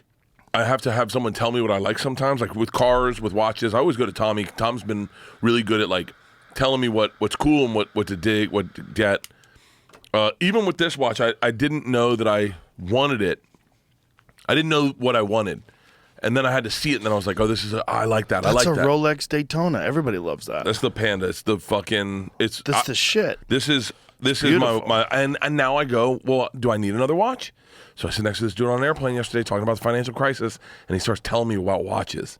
And he's like, have you seen, Rolex has a moon phase watch. It's called a Cellini or something. And he's like, that's the fucking gangster watch. You see the one that I gave Lex Friedman? You ever see that watch? Yeah. Yeah. That's a Omega Speedmaster, but it has the moon phase built into it with a high resolution, tiny image. Look at this. Look at this it's beautiful watch. And he said he says, this is the most slept on watch. Shout out to, I think his name. That's gorgeous. It's a gorgeous fucking watch. That's so pretty. I don't have a lot of leather banded watches because I'm not a thoughtful person, so I get in showers and pools and not think. So I need to have a watch that can deal with everything. Right. You need a waterproof watch too. I like dive watches. Those are my favorite because I like to turn the bezel when someone's on stage. I was like explaining it to Tony and those guys. Like, this is the reason why I have a dive watch. When you go on stage, I'll put that little bezel to the minute hand, and I'll know exactly how long you've been on stage. So I don't have to go, how long has he been up? And thinking, like, when do I go up? Instead, I just look at my watch, and it shows me. Because, it's always a little off, 2 minutes. Yeah. Someone's supposed to go on at 8, they go on at 8:04, and, like, you don't know when you get off. Yeah. And so to have that little feature on a dive bezel where the bezel spins around to the minute hand is fucking huge. The GMT is I told Leanne I wouldn't buy a watch for a year because she gave me this for my birthday. And she was like, respect it's a gift and enjoy it for at least 1 year before you go buying another watch. Wow, she tells you what to do, huh? Bro, You have no fucking idea. I don't like that. I don't think you'd enjoy being inside our house and watching our marriage. If I gave you my Ring cam or my Nest cam, I think there'd be a couple times where you call me and go, "Hey man, I need to give you some advice real quick." But maybe that wouldn't maybe it's not good advice. You guys seem like you got a good relationship. Well, I'm maybe you happy. need a mom. No. Maybe you need someone to maybe you need someone telling you what to do. I have no idea about anything. We were building we did the podcast out of the house, I have a guest house in the back, and we were doing it out of there. And Leanne just fucking went off the reservation one day and bought a new house. Jesus and Christ. was like, we're going to build a podcast studio out of this house. And I was like, huh? She was like, yeah. And I was like, and I start panicking because I don't know about how much money comes in or how much, I don't know anything about that. And I was like, hold on 1 second. You just bought a fucking, she goes, trust me, it's a great investment. It's a great house. We got a great price on it. We got a low interest rate. And we're going to turn this into, because the old compound you had in LA was like my favorite thing I ever saw, where I was like, this is the fucking goal. This is the top. When you can have like your podcast set up where you go in and you work and then you go home and you're home. Like I go, this is the goal. Even Tom, this current one you have now is next fucking level. The one Tom has, it's fucking great. It's like an office. It's an office. And Leanne goes, we're going to hire people. We're going to change your business. We're going to take control of your business. I've also, another little like top of the mountain is Stanhope, the way he operates. Because Stanhope has everything in-house. Everything in-house. He's got his tour manager, his manager. It's like really kind of cool to have your own little pirate ship. So she bought a house. She built me a podcast studio in it. It's fucking sick. She built a 2 Bears, 1 Cave set for when Tommy comes out. She put her podcast studio in there. She's rebuilding our kitchen because I do Something's Burning. She tore out the kitchen and rebuilt a camera-friendly kitchen that shoots this way. And she's a gangster, man. I could not have married the kind of chick I jerk off to. Does that make sense? Is that bad? The fact there's zero pause between all the compliments of her and that I could not have married a chick that I jerk off to. But you know what I mean? I hope that doesn't sound bad. I might want to edit that out. No, keep it in. I'm kidding. Keep it in. Dude, I love my wife. I love her. I'm attracted to her. But man, like the chicks you see that you jerk off to, those chicks couldn't build me a podcast studio. You never know. They wouldn't book me a dentist is that appointment. Mutually exclusive? Like certain body shapes and types and looks. Yeah. They also can't get it together with other stuff and work. I used to date a chick who would put her makeup on naked in front of a mirror. I thought it was the hottest thing in the world. Leanne doesn't do that. But if you look at that chick now, she's still putting her naked on in front of the fucking mirror. You think so? Yeah, I know so. Okay. And so I look at her life and I go, I'm so glad. Don't you think that attractive women, when they get older and the attractiveness sort of goes away, some of them are forced to kind of like look at life in a different way, and it's probably not the worst thing for them. Some deal with it. Some of them. Some deal with it right. Some deal with it wrong. Natasha Leggero definitely didn't like when I said this. Oh Jesus! But I watched. Leanne had a friend who was a model, and she got old, and she got older, and she gained some weight, but she still had a model brain, right? So like, the right way to say this. I knew this movie star one time who his wife said the problem with him, he was always a fat kid, and he'll always be a fat kid. No matter how much weight he loses, in his mind, he's still a fat kid. Yeah. I grew up in shape my whole life, so I don't even see me as fat now at all. I feel like I'm fucking jacked. I'm being dead serious. I walked into the green room last night. I wasn't joking. My tits look great. My shoulders look fucking awesome. I'm benching 275. I'm fucking jacked right now. Same thing happens with hot chicks. Leanne had a friend who was a hot chick, and I watched her try to get the bartender's attention. And it was something that must have come easier to her when she was younger, but now it was so difficult, and she couldn't figure it out. And it was like watching Superman get locked out of his house. And she was just like this, like, the fuck is wrong with this guy? And I'm like, oh, the cachet you had when you were younger that you thought was just given to everyone. You didn't realize that was a privilege because you were beautiful. Now you're realizing what it's like to be me. Like just be a regular person at the end of a bar trying to get a fucking drink. Yeah. And it's interesting. Some people handle it well and some people don't. I mean, it probably goes hand in hand with fame and notoriety. Yeah. But I'm lucky that I grew up like a mediocrely attractive, never like jacked, never super talented guy, because I think it gives you empathy. Well, I think that you can really get confused if you're super attractive. Is that lighter? And think that, whatever That's what attention that yeah. you get is normal, that you deserve it, or that you're special. Like, because it's really, somebody said this, I forget who it was. We've said this quote before, but beauty is a short-lived tyranny. Who made that quote? Was it Benjamin Franklin or some shit? No way he fucking said Socrates? that. He had wooden teeth, Like right? Plato or some shit? Socrates? Is he the guy that they killed? They gave him a hemlock? Is that Socrates? I think You know, Socrates, they made him come up in front of the thing and say, you can live. Beauty is a... Socrates is a motherfucker. Beauty is a short-lived tyranny. Yeah, that's kind of what it is. Like when someone is really, really beautiful, like everyone just pays attention to them when they walk into a room. Like, oh my God, look at her. Like people, they're overwhelmed. Like it's royalty. It's like human royalty, right? It's like there's royalty like royal family, but then there's royalty like genetic royalty. Yeah. And really beautiful people are like genetic royalty. They have a thing that no one else can have, and other people want it. This is why those filters exist. You want to pretend you have it. You want to like pose like you have it. Like there's a lot of people that get their face chopped up to try to achieve it. But some people are just born with it. But that's why and they are born with it, but that's why a guy like, say, Tim Dillon is who Tim Dillon is because Of course. it didn't, and nothing came easy to him. Yeah. And so he had to form a brain that could talk circles around fucking any of those.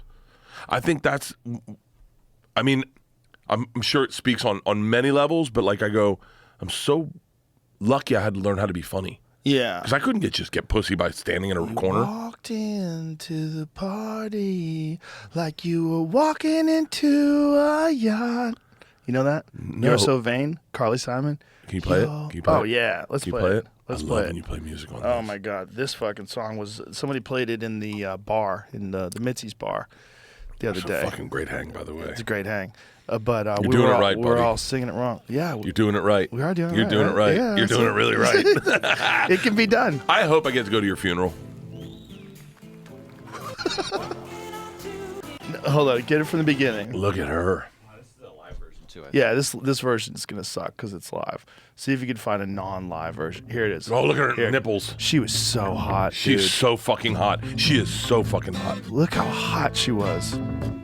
This is like 70s hippie Carly Simon hot. By Great. the way, she looks like she could swallow Mike Tyson's fist with that mouth. Look at the size of that mouth. Real teeth, real She's teeth. so hot. To the party like you were walking into a yacht. This is about Warren Beatty.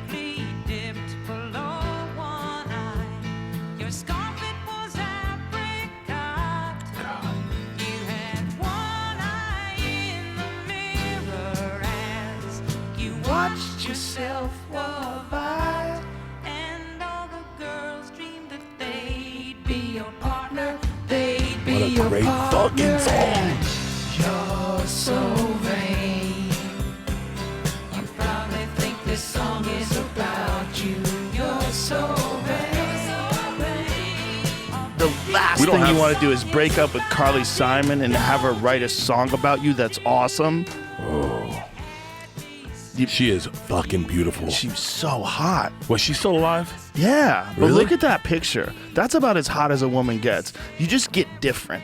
You don't get hotter than that. There's like levels of hot. There's so many levels of what I'd be attracted to on this. First of all, number one, no bra. Number two, yeah. her hands. She's Yeah. got great hands. Number three, her smile is what they try to emulate in plastic surgeon's office. Oh, Big, wow. bigger top lip, Right. great teeth. Those are real teeth, Joe. Yeah, those are that was native before teeth. the veneer days. Yeah, that's fucking. She's still alive. I'd hit She it. was so hot, dude. How old is she now? 79. Whoa. Whoa. That's so crazy. Life. is so fleeting. It sucks. She was so young and hot and beautiful and fucking talented, man. That voice is incredible. Look at her lips in the third picture over to the left. Look at her lips. I mean, I don't mean to. Oh my God. That's what they do. Plastic surgeons are doing that today. Top dollar, and she had it natural. Great eyebrows. In 1971, son. Nose could use a little work, but her hair, a little bit of a thick nose. I bet she got it done. Go to the older one. Go to the older one. She definitely got a nose job. Maybe not, bro. Leave her alone. There were clouds in my coffee, clouds in my coffee, and you're so vain. She's beautiful. Probably think a song is about you. Bro, those boobs are off the charts. Those boobs are next fucking level. Natural boobs or fake 1971, boobs? wearing bell bottoms. Look at that. By the way, we're going to find out she was 17 in this picture. No chance. She's got to be young as shit. How old was she in 71? 65, I think, so she would have been 22. Well, she was 71. She's got to be 25 roughly at 71. We're fine. We're fine. Yeah.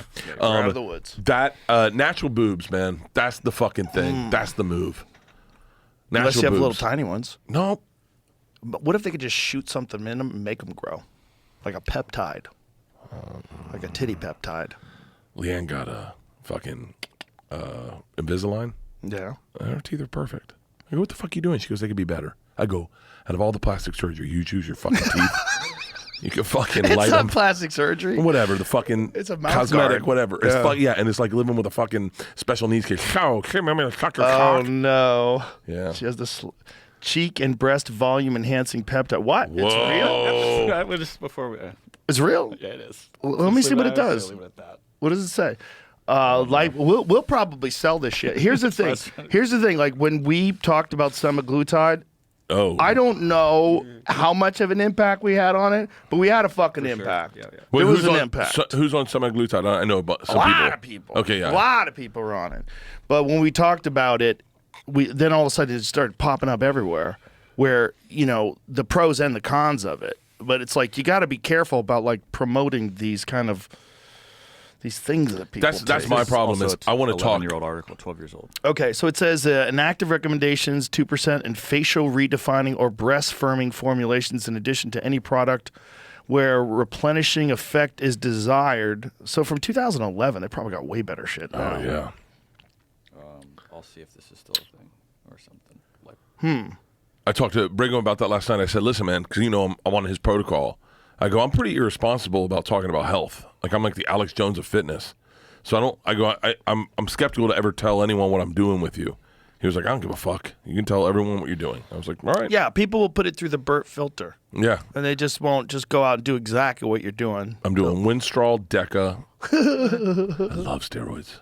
I know it's not steroids, but I think it is. I love it. Are you on Winstrol? I don't know. No. No, I don't know. You might have to call Brigham. Yeah, I don't think you No, I don't think I'm on Winstrol. I'm on you're testosterone. joking around. TRT. Yeah, that's normal. TRT. Yeah, if you're getting onto that, I'd be like, hey. Hey. Slow down. I couldn't even. I haven't felt the effects yet because it takes like a month before it starts actually raising your levels. But the first day, I was. What are you talking about? You feel it almost immediately. You do? Yes. Everyone told me it took like a month. I felt it immediately. I felt it fucking immediately. No. I felt it immediately. You've reintroduced testosterone to your system. You feel it immediately. It's the greatest thing in the Who world. told you this is going to take months? I don't know. I don't know. I don't. No, listen. you'll have physiological changes in months, like more muscle mass. You'll add more muscle mass. You'll lose body fat. That'll take place over a long period of time. But as far as how you feel, it's almost instantly. My cardiologist was the one who recommended it. Really? Because I've dealt with Brigham and Denise. I think I'm saying her name right. It's spelled weird, but I'm saying it right. When we did stem cells, intravenous stem cells, and she goes, "Let me take your blood," and I said, "No, this is private." And she goes, "Why not?" And I said, "Because my dad was there. I think my mom was there, and you were there, and then like you and my dad are very similar men. You guys both are like, hey, what are we doing about this weight loss?" And I'm like, I don't want to deal with either of these guys right now, and don't take my blood. She goes, "What's going on?" I said, "I've been partying a lot." She was like, "Yeah, but I can fix that." I go, "Yeah, but I don't want to deal with these guys. Trust me. Let's Joe and my dad talk." I go, "These are the fucking two fucking North Stars are sitting together, lighting up like the sun." And so then I go in, and then I go to my cardiologist last time, and my liver enzymes for the first time ever are out of the normal range, just a little bit, but out. And he goes, How is that possible? How are they just You barely ready? out Are you of ready? the normal range? Are you ready? Yes. Can I tell you? Yes. It's my cholesterol medicine. The cholesterol medicine makes your liver enzymes better? No, it fucks them up. Oh, Yeah. that's what's causing it to be Atorvastatin. fucked up? So this goes into the weeds because you told me about cholesterol and sugars. Yes. And that's the conversation I had with Denise. And by the way, Alex Jones of Fitness. I don't know what the fuck I'm saying. Yeah. But- There's a lot going on, right? There's a lot going on, but it's overall, it's metabolic health. And, Yeah. and you can't be healthy and be overweight. It's like all this stuff that you keep hearing on the news and all this crazy talk about how you can be fat and still be healthy. That is just not true. It's not true. There's a host of diseases that are directly connected with being overweight. A host of them. It diminishes your immune system. It made you more susceptible to COVID. It causes people to get diabetes. There's a lot of things that happen when you're obese. There's a lot of denial in obesity. And Because it feels good to eat. it feels fucking Great. It's I would like a meatball sub right now Joe. with provolone cheese, with the sauce, and you're biting into it. You're like, oh. You know that feeling? It's all the meat and the bread and the sauce with a little garlic in the sauce and the melted provolone, and you're just eating that meatball sub. I would love that right now. But then after it's over, I'd feel like dog shit. Yeah, I could get past that. I've I've done it enough. The thing about my weight, which is weird, is that I've always been sneaky in shape. Like sneaky can still achieve athletic abilities. Like I went out when we were in Tampa.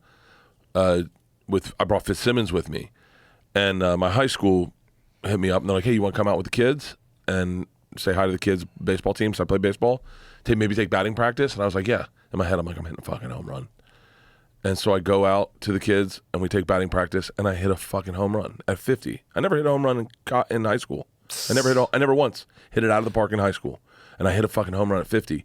And there's a weird thing that happens in your brain. And I don't know if it's denial or if it's like not wanting to accept the truth.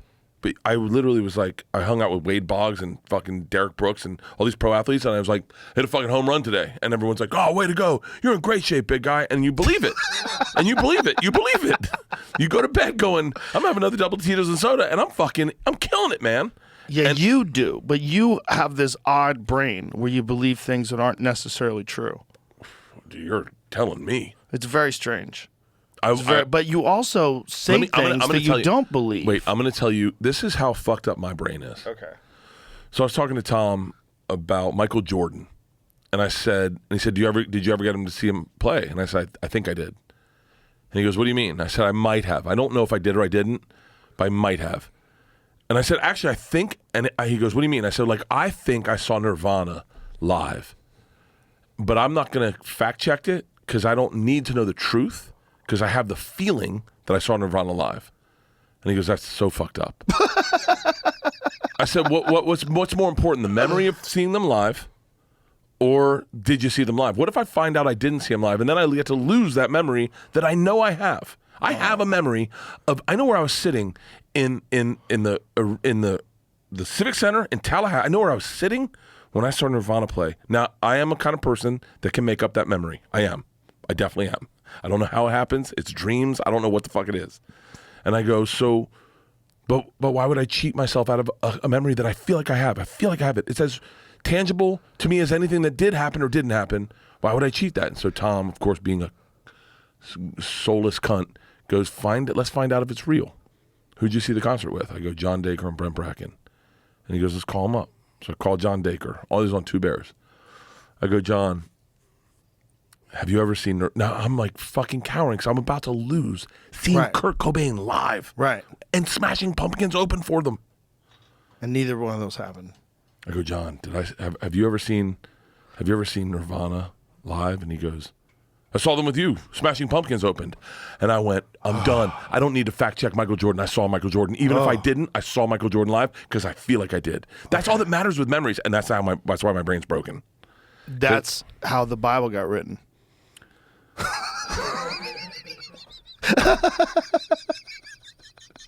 You're right.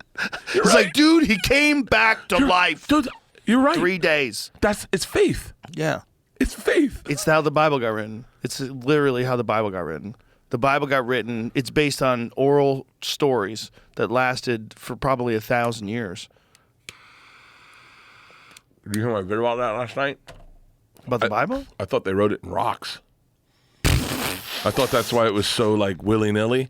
Because if you got to chisel something, you're not gonna like elaborate. You're just like, It's not very willy-nilly. You really read it?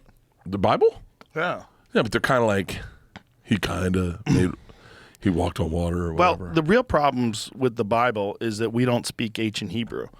Like maybe Ari could read that shit, but that's the original Bible, unless you get to the Dead Sea Scrolls, which is Aramaic. So like if you're reading the Bible, you would have to understand ancient Hebrew. And ancient Hebrew is a completely different kind of language because the letters are also numeric.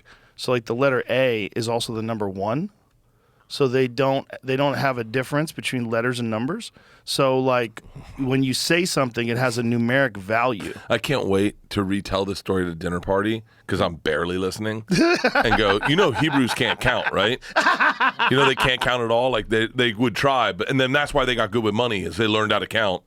That's hilarious. I'm bad at fucking retaining. How do you get ancient Hebrew is fascinating. I would love to increase my information. Because, like, even, like, as you do that, I kind of know a little bit about Martin Luther King. Martin Luther? I know a little bit about Martin Luther, but not enough. I know a little bit. Like, I don't remember things the way, like, you can remember things. Like, you can talk about a subject, and it feels like you did high school homework on it. And then you come in and, like, yeah. Well, I've had a bizarre education doing this podcast. It's been very bizarre. That's what it's been, essentially. It's been a lot of talking shit, a lot of getting fun, having fun and being silly with friends. But it's also been incredible conversations, like hours long with some of the most fascinating people. And then also to research them, I read their books. So it's like I've read. You actually read it? No, most of it's audio. I listen to them driving and in the sauna. And you listen, because like if I listen to an audiobook, my imagination goes off and I start thinking different thoughts. Oh yeah, like it'll spark something. What's the one about what's the book about the people from Portugal coming down the coast of Africa? It's like the conquistadors or the conquerors. It's a book, and as the second I hear like, and then they had the Muslim chief come out and they put shit in his mouth with pork. My brain goes to a different place. I just start. My imagination takes over. I think I have too active of an imagination than I have it based in reality. Or you're scatterbrained. I'm that. Could be that. I'm probably that. Yeah. I'm really good at concentrating on things that I'm interested in. For real. But they have to be interesting to me. If they're not interesting, it's just fucking in one ear, out the other. It's very selective. Top 5 things you're interested in right now. Oh, well, I'm always interested in multiple things simultaneously. The problem with me is time management. It's always time management. Like, I don't, like, when someone says, I'm bored, I'm like, I don't even know what the fuck you're saying. I haven't been bored in fucking 6 years. Yeah, I wish I had 9 lives to live simultaneously. Yeah. I would do 9 different things. I would have 9 different jobs. I would love a twin brother. Yeah, just make them do your shit. No. I just would like to team up with them at the end of the night and go, what did you do today? Yeah, well, you probably would hate each other. Dude, we'd go do killer promos. I know brothers that fucking hate each other, twins that hate each other. I used to date a girl, she was a twin. She hated her sister. For real? I'm like, that's nuts. Yeah, they don't talk. To this day, I don't think they talk. I follow, I apologize, 2 gay twins in Australia on Instagram that are fucking hilarious. One's his brother Sassy Scott, and the one brother just fucks with the other brother, and it is fucking, dude. I'm gay dudes. I wonder if I got pitched gay wrong. You got pitched it? Yeah. Who pitched gay to you? When I was a kid. They pitched it? Yeah. Like, hey, here's an idea. No, it's like they come into your office. Here's a presentation. We got a reel we're going to show you. This is all about being gay, and it's just like a bunch of rainbows and guys like dancing together. The first time, do you remember the first time you heard about gay? I lived in San Francisco when I was 7, so I was around gay people at a very early age. Really? And yeah. Did your mom pull you aside and explain it? Not that I remember. Someone must have explained it, but it was so normal to me because we moved from New Jersey to San Francisco when I was 7 years old, and it was the height of the Vietnam War, the hippie movement, and there's gay. We were in the gay neighborhood. It was gay. Everyone was gay. And so you'd see dudes holding hands or Oh putting yeah, I their, was walking down the street with my stepfather, and some guy catcalled him. really? It was hilarious. I was like, wow, this is crazy. Okay, so then let's pick apart gay. So then high school is when I think the majority of homophobia, or at least for me, that's when I first ever heard homophobia. Yeah. Is like the F word or whatever, I don't say it's trying not to say the bad words, but like but when the first time I ever heard about gay was I was in a shower with my cousins and my cousin Jenny said, "Oh, these two guys, they're our uncles, they're gay." I said, "What's that?" She goes, "It's when two guys rub their dicks together." And I was like, "Oh." Okay, weird. The next time, one of my uncles had AIDS, and another uncle said, "You're not gay, are you?" And I was like, "I don't know. Tell me. I don't think I am." How old were you at the time? I must have been 10. Yeah, you're really getting pitched gay bad. You're right. Yeah. And they were like, Rubbing dicks together or getting AIDS. You're like, and I'm 10. You're like, what? Am I gay? "Yeah." What happened? It was overwhelming. And then I know I'm straight because I saw Wonder Woman and I liked it. Oh, okay. That makes But- sense. but But a lot like- of gay guys saw Wonder Woman and they wanted to be her. What about them? They liked it too. I didn't mind being her also. Ooh. Yeah, like Back to latex. yeah, well, fucking and quicksand porn and all that shit. Quicksand porn. Oh, you don't- Girls get stuck in quicksand. You fuck them while they're stuck. No, you don't fuck them, Joe. You just watch them go under and stop talking. Oh no. You have to have seen quicksand porn. No. Come on. No. I thought you were talking about like stuck in the dryer porn. So no, Because there's a lot of that. stuck in the dry. Yeah, Oh yeah, where girls I've seen pretend that. I've they seen that. bend over like, I can't get out of the dryer. Will you help me? And the guy's grabbing the girl's hips and trying to pull her. I don't know why I can't get you out here. And she's like, oh my God, are you hard? I'll make my wife look for my reading glasses under our bed, and she doesn't know why she's looking. Oh, that's hilarious. I'm like, no, see if they're deeper under there. Keep going. Oh, that's funny. I'm like De Niro in Goodfellas. No, it's just around the corner. They're the most unrealistic plots ever. A fucking dryer is so big. Yeah. How are you stuck? It's still Your so whole hot. It's your still whole so body hot. goes into that dryer. How are you possibly stuck? This is This is hold quicksand on. porn? Hang on, stop. Hang on. This is the fucking white whale of quicksand porn. Okay. So hold on. God damn it. So I didn't know this is a thing until right now. This is amazing. So your sexuality, whatever you like sexually, was imprinted on you at an age you don't remember and you don't know why. This is a theory I have. You have this own theory. This is my theory. Developed this theory? Because quicksand porn, I heard about it, and what had happened is we didn't get to see a lot of porn when we were kids because porn wasn't out, but the only thing we got to see was the device plot. It was called Quicksand because Cleopatra of the Nile had quicksand in it, so then all TV shows started throwing quicksand in it. What was Cleopatra of the Nile? Do you Is know that a movie? Is that like Elizabeth? It's like the Taylor? first. It's like a big hit movie, and they had quicksand as a plot device. Quicksand was a thing in movies for a while. Now you you're who getting did me. a whole special about it? Was NPR. No, not NPR. Radio Lab. Radio Lab. Yeah. That's where I first learned about this. They're called sinkers. People that are into quicksand are called sinkers. And you got imprinted sexually at a certain age. So, like, say you're into Wonder Woman, like myself. I'm really into Wonder Woman. Well, then I also don't mind a little bit of tying up because Wonder Woman got tied up. I don't mind a little A bit little lasso of truth. a little bit of costume. You like a lasso of truth. I love a lasso of truth. In your underwear, being told what to do. So, now what we're getting to is this is the penultimate. This is, Can't believe you used that word. I'm not sure I used it right. I've never used that word. I I've don't read know, it. I don't know what it means. Penultimate? I think it's like the fucking super ultimate, right? Sounds like it, right? Yeah. So Okay. this Adventures is- of O-Girl, Struggle Sand with Christina Carter. Wow, so she's hot. She is hot, and she's got a costume on, which imprints me from when I saw Wonder Woman. Wait a minute. So this lady's whole deal is she makes videos where she gets stuck in sand? Yeah. Oh, give me some volume. Oh, this is fucking. Oh, Hold on. No, there's something. There was like some dialogue. Here, something happened between her and the other girl before she walked in. Jamie. Lady Felina, the gig is up. The gig Well, is up. hello, oh girl. Nice of you to drop by. Sure it is. What do you think of my new kitty box? Very nice, Lady Felina. Oh, she's taking her in. She's a superhero. Taking me in. Yeah. Oh, darling, how are you going to take me in when you won't be going anywhere? Oh, yeah? Why's that? Because, unbeknownst to you, my love, you're staying in Struggle Center. Struggle sand. Struggle sand. Now, mind you, Joe, look at the artwork in the back. Does that remind you a little bit of the Brady Bunch? A little bit. Yeah, right? So this is all trying to imprint on the shit that nostalgically reminds you of sex. This is my theory. The Brady Bunch reminds you of sex? Yeah, of course. Look at this, like she's in the sand. Yeah, the best part's coming up. When she pulls her tits out? Nope. When her tits hit the sand, right here, when her tits hit the door. That's what's good? That's the best part of Quicksand. You see a little areola on that right nipple, am I right? Yeah. A little bit. You see the shadow. How do they get away with that on YouTube? She got some giant This ass isn't on YouTube. areolas. This is not on YouTube. This is definitely not on YouTube. And now she's going under. So they wouldn't have this on No, YouTube? no, I'm not on YouTube is what I'm saying. Okay. But why couldn't This is you the have best this part. on YouTube? This, might. oh, that areola is full bloom. You're talking over the best part. Look at that. Am I? The screaming? This is the boobs in the sand are the thing.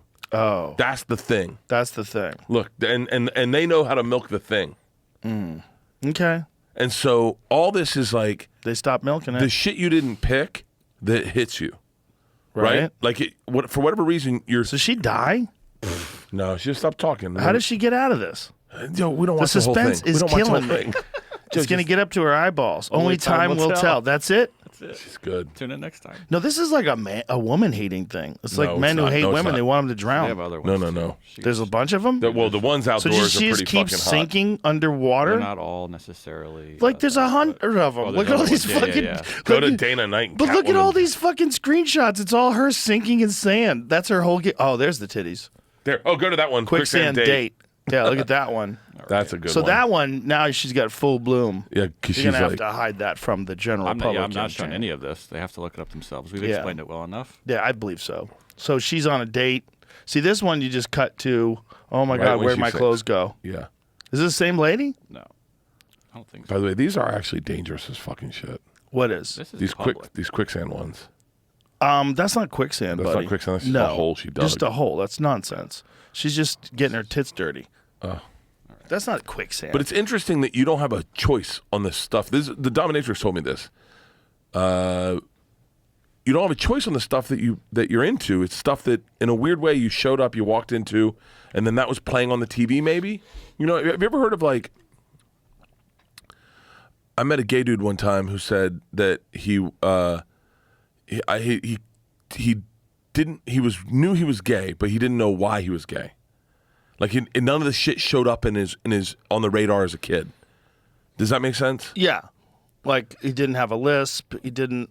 Yeah. Yeah, didn't want to wear women's clothes. None of the shit showed up, and I was like, "That's fucking crazy." Because I remember seeing Wonder Woman being turned on as a kid. I remember looking at Vogue magazine and going, and sounds insane, but being depressed because I thought I may never get that girl. You know? Huh.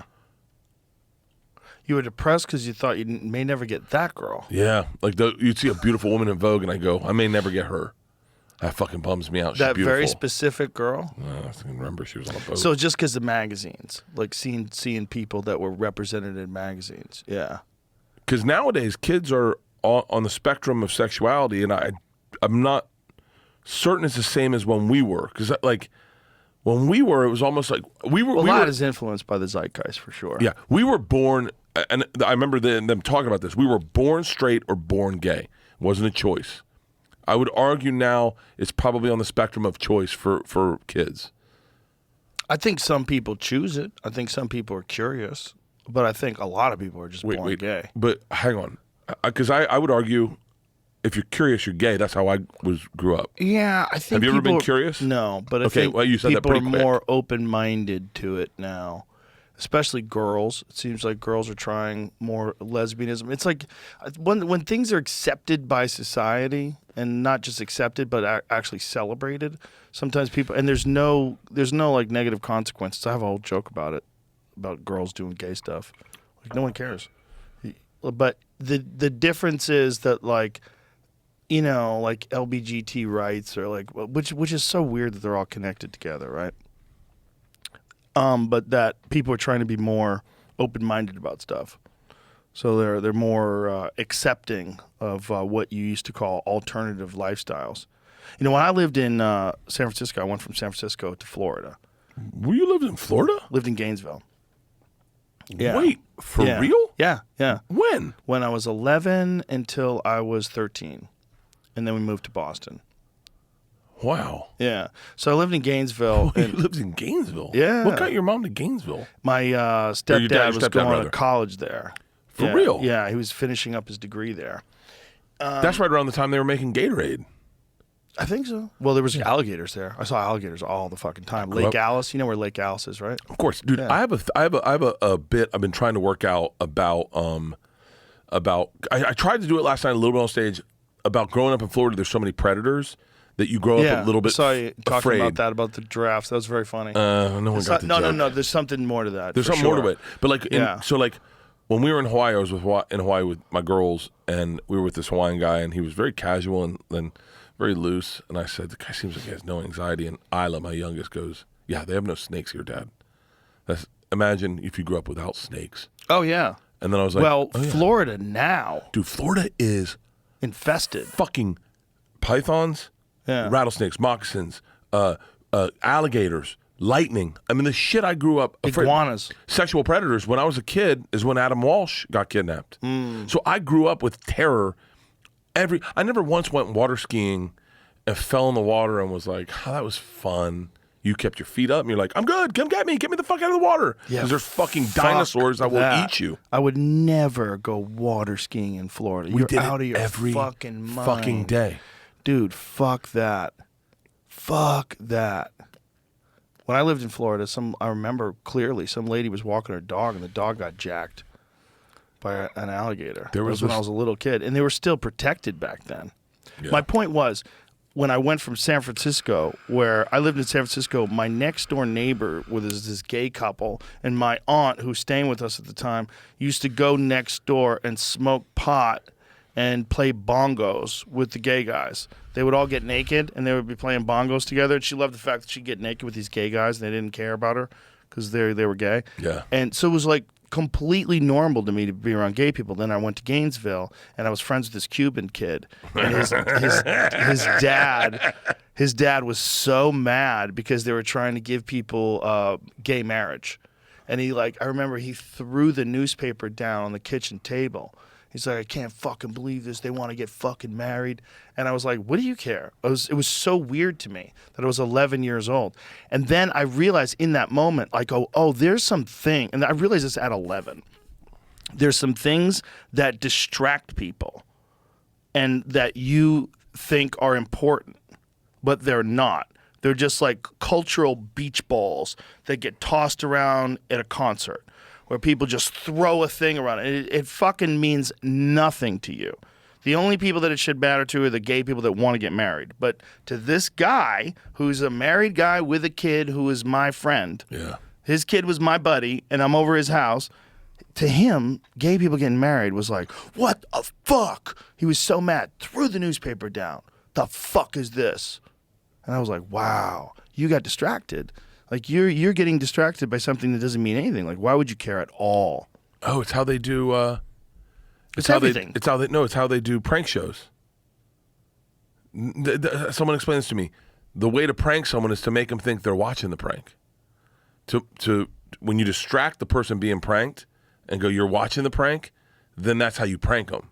Like it's what you're saying. It's the same way you get pickpocketed is they hit you with bump one into thing. you. They hit Right. you with one thing while they do the other thing. So what that is this guy's getting pickpocketed. He's getting distracted by the bump, gay marriage. When the government's coming at him from the other way, going, "Now that we got you there, let's talk about the thing we really brought you to talk about." Well, That's the thing we want to change your mind on. I don't even know if it's that calculated, that the government does it in a calculated manner. I think it's a human nature thing.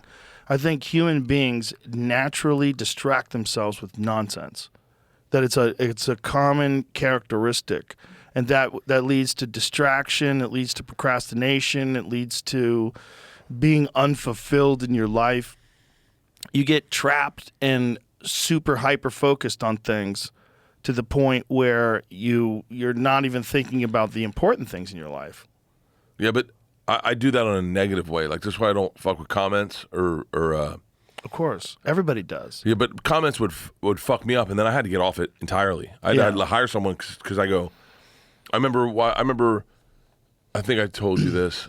I apologize if I'm telling you it again. I went back into the comments one fucking time this last year. One time I read a comment, and it was fucking Louis J. Gomez posted a video about Brendan Schaub, and I didn't like. It bothered me because I like Brendan. He's a fucking sweet guy, and but Curious Bert's like, I wonder what the comments say. So I go into the comments, like I should be safe here, right? The first comment is, Bert Kreischer's reading these comments. And I'm like, motherfucker, I'm not even safe in these comments. Yeah. Like, so I don't fuck with comments because it would ruin a great day that I had at home. It would ruin a day if one guy who threw a Molotov cocktail into my business. Yeah. He was already on to the next business. He's a fucking marcher. He's throwing Molotovs in everyone's fucking comments. But it would fuck my day up, and I was like, I can't give that guy that power.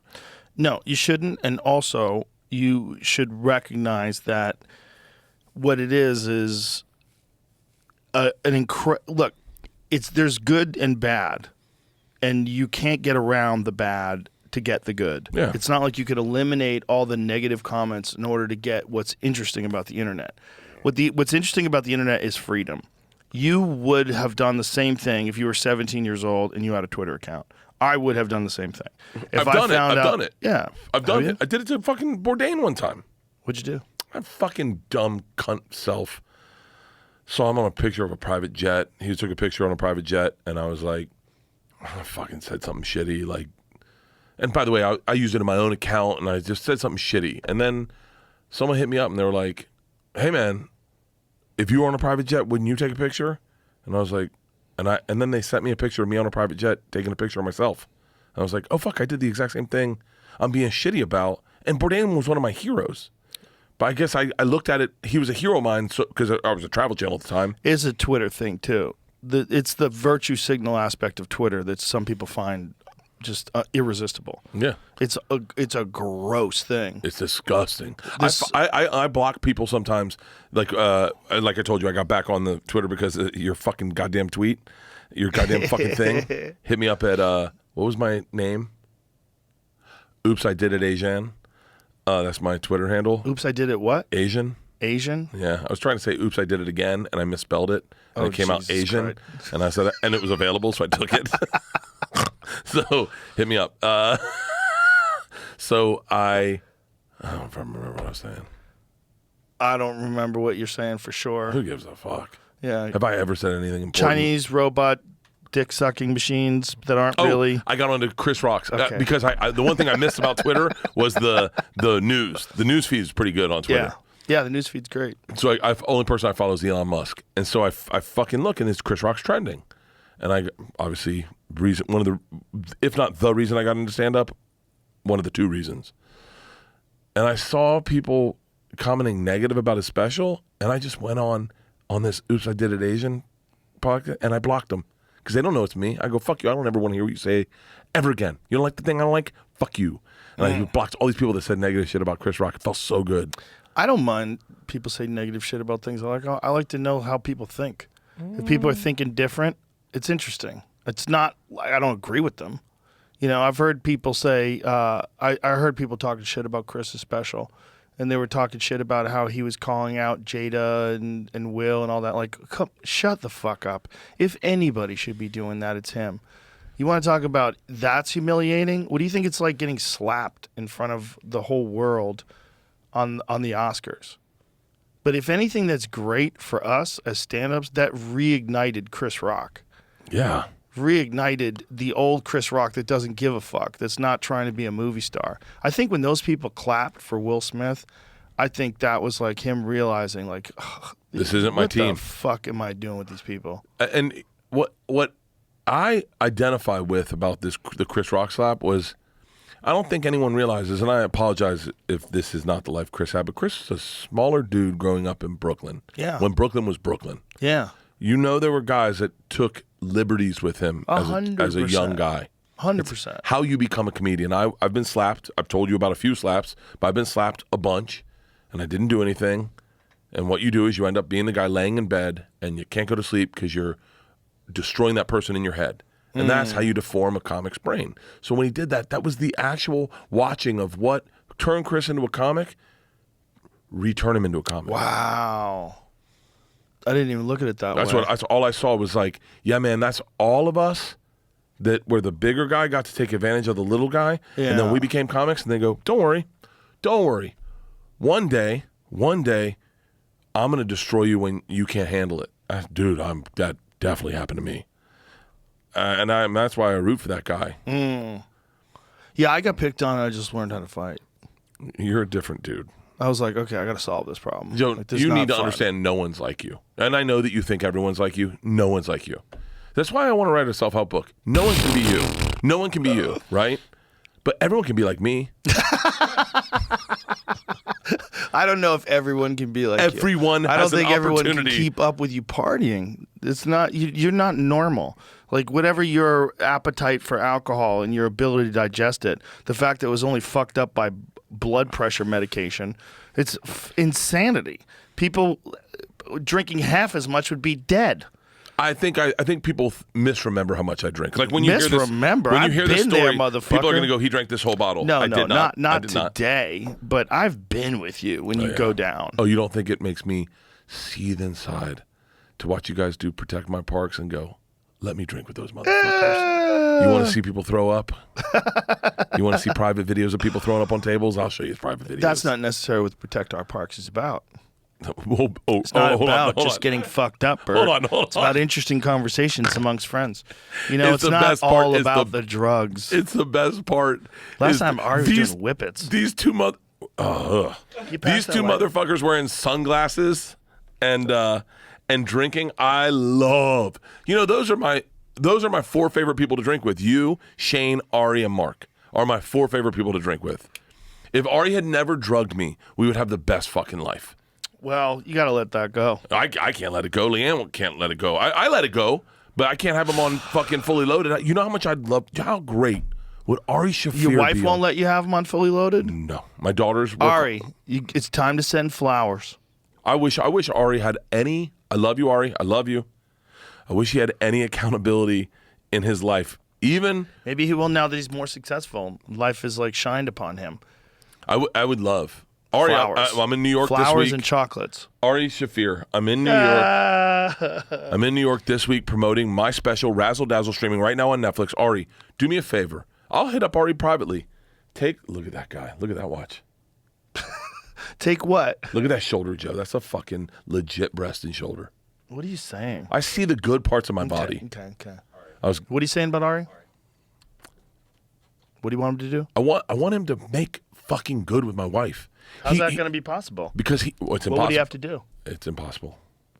It's impossible because Ari, I love him. Maybe you'd have to do Molly with your wife. No. He doesn't have the ability. They would let it go. He doesn't have the ability to see past his fuck up because he's never been married, so he never had to compromise with people. So for Ari, when you're a bachelor, my dad told me this, when you're a bachelor for long enough, you end up becoming set in your ways where the only person you have to make happy is yourself. And so you make sure that guy's taken care of first. When you get married, and I'm sure you can understand this, you start realizing my wants and needs are part of a team's wants and needs. Mm-hmm. And so I need to make sure everyone's happy. So you learn compromise at an age usually where then you learn to compromise with everybody. Like you text me and go, hey, can we do 1:30?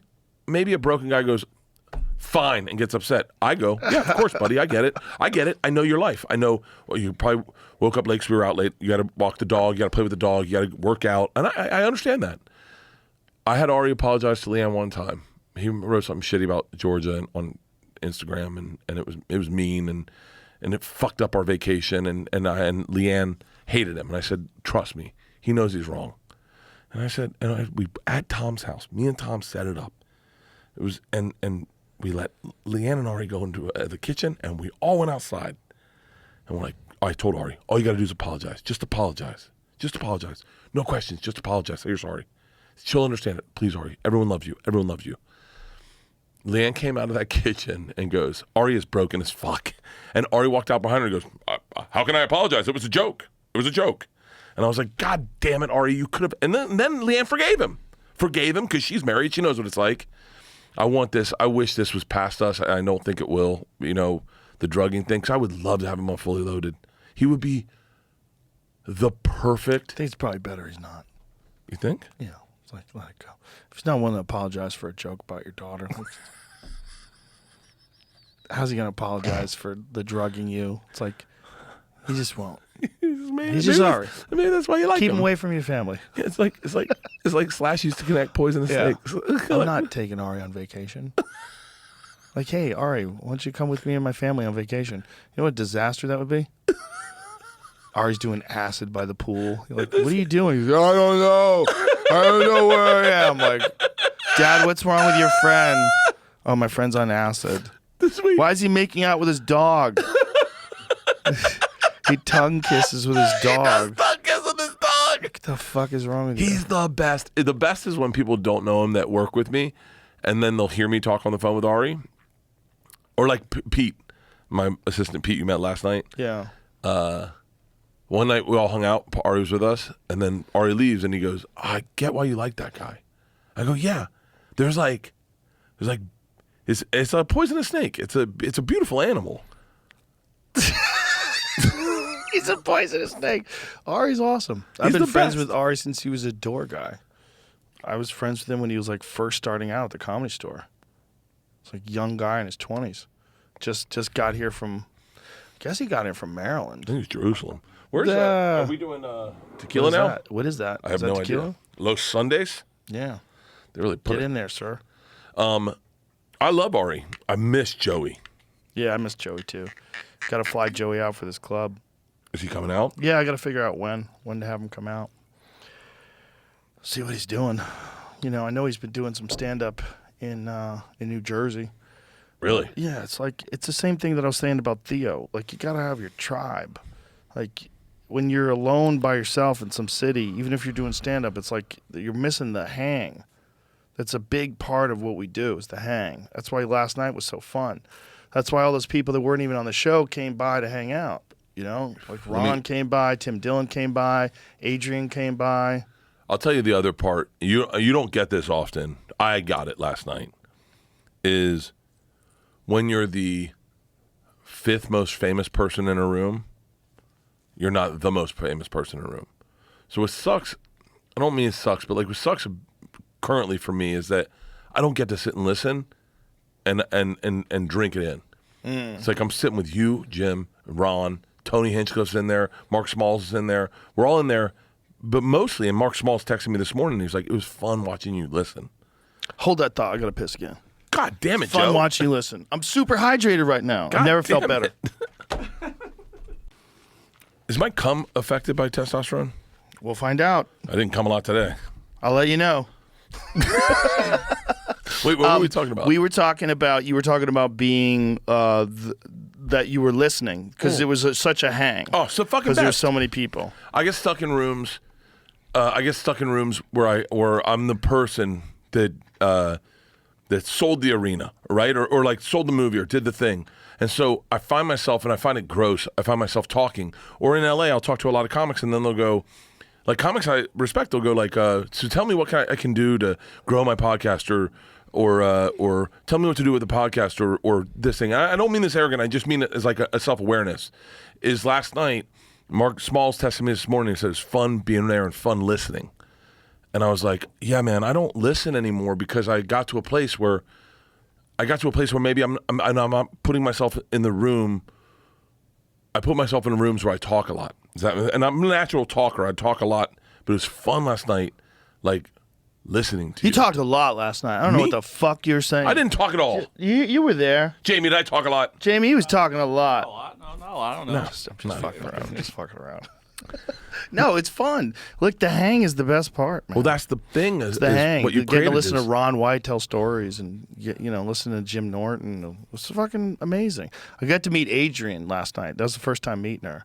She's fucking Adrian funny. Appalucci? She's fucking funny. She's great. She's very funny. She's really funny. Yeah, it's very funny and cool to hang with. She did some woke show, she said. She said they weren't really into it. Are there woke shows? don't know. It's South by Southwest. Oh, You know, yeah. like you're connected to a lot of tech people and very strange entertainment people. It's like you're dealing with the people that clapped when Will Smith won the Oscar. It's like the same. Those people, there's these like untethered humans, non-artists. These untethered non-artists. I had a dude come on my podcast, and I said something horrible, and he laughed. It was bad, and he laughed, and we all laughed. And then he was like, "Hey, can you take out me laughing?" I was like, "That's not how that works." I took it out. I took it out because I don't want, I want everyone to feel comfortable. That's funny. But that's fucked up. Yeah. That's when you start. People get scared. It was the beauty of watching. I know I've told you this, but watching Georgia. Georgia, my girls have only Georgia and I. We were on Fully Loaded last year. They only know Joey as Uncle Joey, like a legit Uncle Joey. Right. Uncle Joey came every Easter, every Christmas, every time we had a barbecue, any party. He came home with his wife and his daughter. They only know him as Uncle Joe, like a legit Uncle Joey. Right. And then Joey Diaz goes on stage and does Joey, like aggressive. I mean, I'm talking. Yeah. And Georgia I'd watch her put her hand to her mouth and go, I didn't mean to laugh at that. I go, baby. I go, that's your uncle up there. Like that's who he is. That's who you love. But more importantly, I go, laughter's, you can't stop it it makes you laugh. What that's the surprise of laughter, is the beauty of laughter. Yeah, you can't be upset about laughing, especially when your dad's a fucking comedian. It's ridiculous. I think these kids these days, they get into this mindset of like, be on the right side of history. Yeah, that's turning the other way, man. Let me tell you something. That's turning the other way. It's This interesting. is nice. This is really nice. Kids are getting very upset with the woke shit, and now it's going the other way. And the cool kids are like, they're not buying it anymore. It's like, it's interesting. It's interesting to watch like teenagers now. My daughter has teenage friends and the way they talk. And I don't think it's just her friends. I think there's a trend. I think it's like a cultural thing. Like things shift one way where everybody tries to get really woke, and then people go, hey, that's fucking annoying. And then they go back to just being silly and having fun and just getting to realize that it's okay to joke around about things. Yeah. It's okay to have fun. And they're like, not everything is about social justice and the climate. Oh, we got to preserve the climate. We have to talk about it constantly on phones made by slaves. Like just the nonsense and the hypocrisy why the banks burn. Like all of it is ridiculous. Like it's the gay marriage thing. There's so many fucking distractions that people have. There's cultural distractions, there's social distractions, there's financial distractions. There's like so much while you're just living for a very short amount of time. Very short. And Look at Carly Simon, old as fuck now. Look how hot she was when she was young. And that doesn't last. It doesn't last. You, on the cover of that Netflix special, that's as good as it gets, buddy. From here on out, it's all downhill. I'm cool with that. Are you? Yeah. No, you're not. That's why you're on Peptides. Come on, son. Let's get back to where we weren't to belong. Yeah. I want it to last forever. Oh. I want to fake my death once. Well, you think you don't die. I had a conversation with Bert once. I'll tell you folks about this. Bert goes, I don't think you die. I go, what are you talking about? He goes, prove it. Prove it. How do you know you die? I don't think I die. It's a great. I think I just keep going. Yeah. And I go, well, Bert, what do you think when all these people are dying? He goes, not me. It's never been me yet. I've been at funerals going, that's not me up there. That's true, but that's a very limited way of. That's how a German Shepherd would look at death. Marshall seems pretty fucking happy. He's pretty happy. Marshall seems pretty fucking happy. Do you think Marshall thinks about death? Or He definitely does not think about death, but delivering death to squirrels. Yeah, I got that energy. That sweet dog is the squirrel murderer. That's what his favorite fucking pastime is. You think I would love to introduce him to one of my two dogs and see if they go, hey, who's your dad? My dad does comedy too. I don't think they do that. Do you think they'd have? Yeah, I guess you're right. They probably just check each other for dominance. They sniff each other's dicks, and then they spin around and growl at each other and try to figure out who's the boss. So what's your alternative? Louis said this to me. He said it just goes black one day. Well, he doesn't know that. That can't be the alternative. He doesn't know that. Not only that, there's a lot of evidence that's not the case. There's Preach, I want to hear this. Well, first of all, there's bizarre chemical doorways in your brain. Your brain produces psychedelic chemicals that we don't understand, And there's a study right now. One of the things that Graham Hancock was talking to me about recently was that there's a study that's going on. Graham Hancock has a great thing on fucking Netflix. Oh, it's amazing. He's Yeah. a guy that I heard his name a bunch because of you. Didn't know what the fuck he did. Yeah. Like I knew he was a thing, but I didn't know he was a thing. I keep fucking up the name, but it's Ancient Apocalypse, right? Yeah, Ancient It's Apocalypse. fucking- It's very good. It's really good. But this is the culmination of Graham's life work. I mean, I found out about his original book, Fingerprints of the Gods, in the 90s. And I remember reading it and people were like ridiculing it, saying, oh, that's preposterous. That's pseudoscience. Everything in that book has now been proven to be true.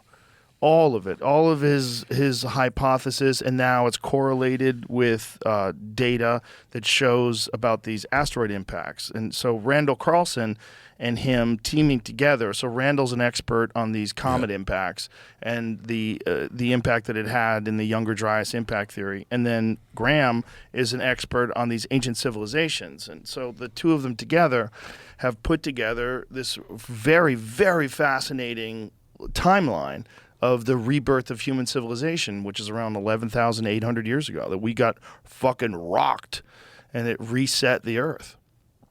But he was talking about this, and he was talking about, on the last podcast we did, he was talking about these studies that they're doing out of a university in England, where they're doing a slow drip DMT experience with these people.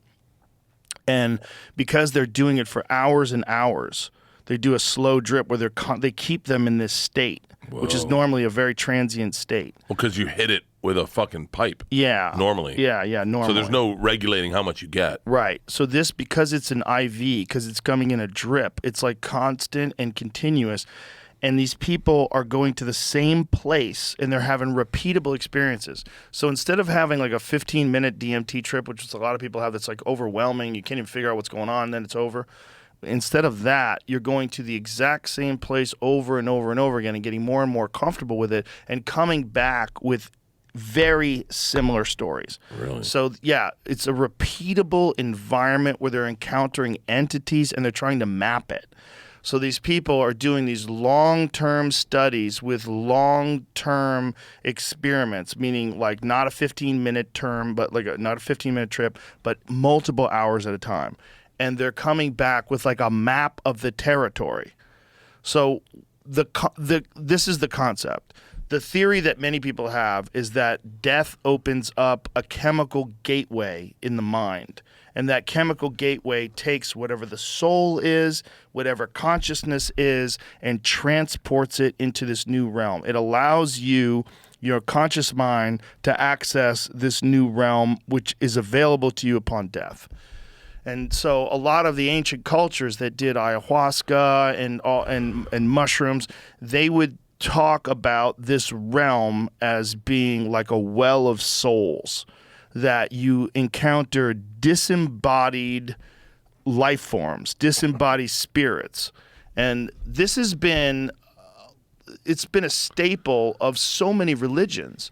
There's so many religions that talk about the afterlife. I mean, I get that you would want to come up with something like that just because you wanted to have some sort of a reason to keep going with the rational mind when you're dealing with this existential angst of a temporary existence and one day you're just going to be worm food. What's the point of it all? Why don't I end it now? Yeah. It's too much. Life is to live is to suffer. No, there's something waiting for you when it's over. And this is like, that's the carrot at the end of the stick. So a lot of people think, well, I'm too smart for that fucking carrot. Like, no. Life is suffering. Life is pointless. And It goes black one day. it's like what Bourdain did to himself. It's like there's like this romantic notion that some people have that to end this depressing thinking is like to do it, just to end your own life is the best way to just get through this. But they don't know. They don't know. Like, you don't know that you just go black. You have no idea. They don't And to know. say that is so foolish. Just to think of the fucking complexity of the universe itself. Just the vast scope of it. And now with this James Webb telescope, they're starting to like look at galaxies that don't even make sense. Like, how is this galaxy so formed and it's so far away? Like, is the universe older than we think it is? Like, there's all this new speculation now because of new data. To think that you know what happens to you when you die is dumb.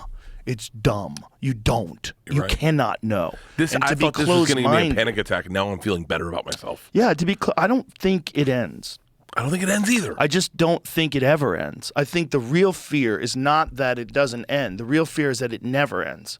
Imagine if you have to live your life over and over just and over fucking- and over and over and over and over and over and over again forever. Could you do it?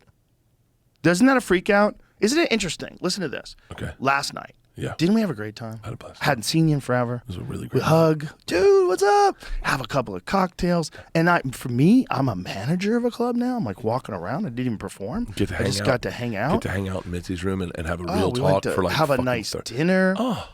Wouldn't you want to do that forever and ever and ever and Yeah. ever? Yeah. But can you? Yep. This is the thought. For some people, that makes them freak out. This idea that you would live your life, the life that you have right now, forever, and you would just keep going back and doing it all again until you get it right. I would love it. I had a dream one time that I went back in time to college. I traveled in time, and I realized I was traveling in time. And I said to my roommate, Hutch, I said, "I'm from the future. I came back." And he goes, "Oh shit! So what are you going to change?" I said, "Well, nothing. It was great." And he was like, "Ugh. So you have to do all the same stupid shit you did, and you have to do all the same mistakes to get to where you are today?" And I was like, "Oh fuck! I don't get to go back in time and fuck more chicks. I got to fuck the same chicks." I was like, "God damn it!" And then that was panicking. Imagine if you just have the exact same experiences over and over again. Just you figure out how to make better decisions with each time. Maybe that's the wisdom of an old soul. Yeah, but if it's like Groundhog's Day. Groundhog's Day, he ends unhappy. But if you end up I thought happy, he ended up happy. but he ends up happy in the movie because he was unhappy in real life. Right. I'm happy in real life, so in order to be happy in real life, I have to make the same mundane choices every single day. But are they mundane?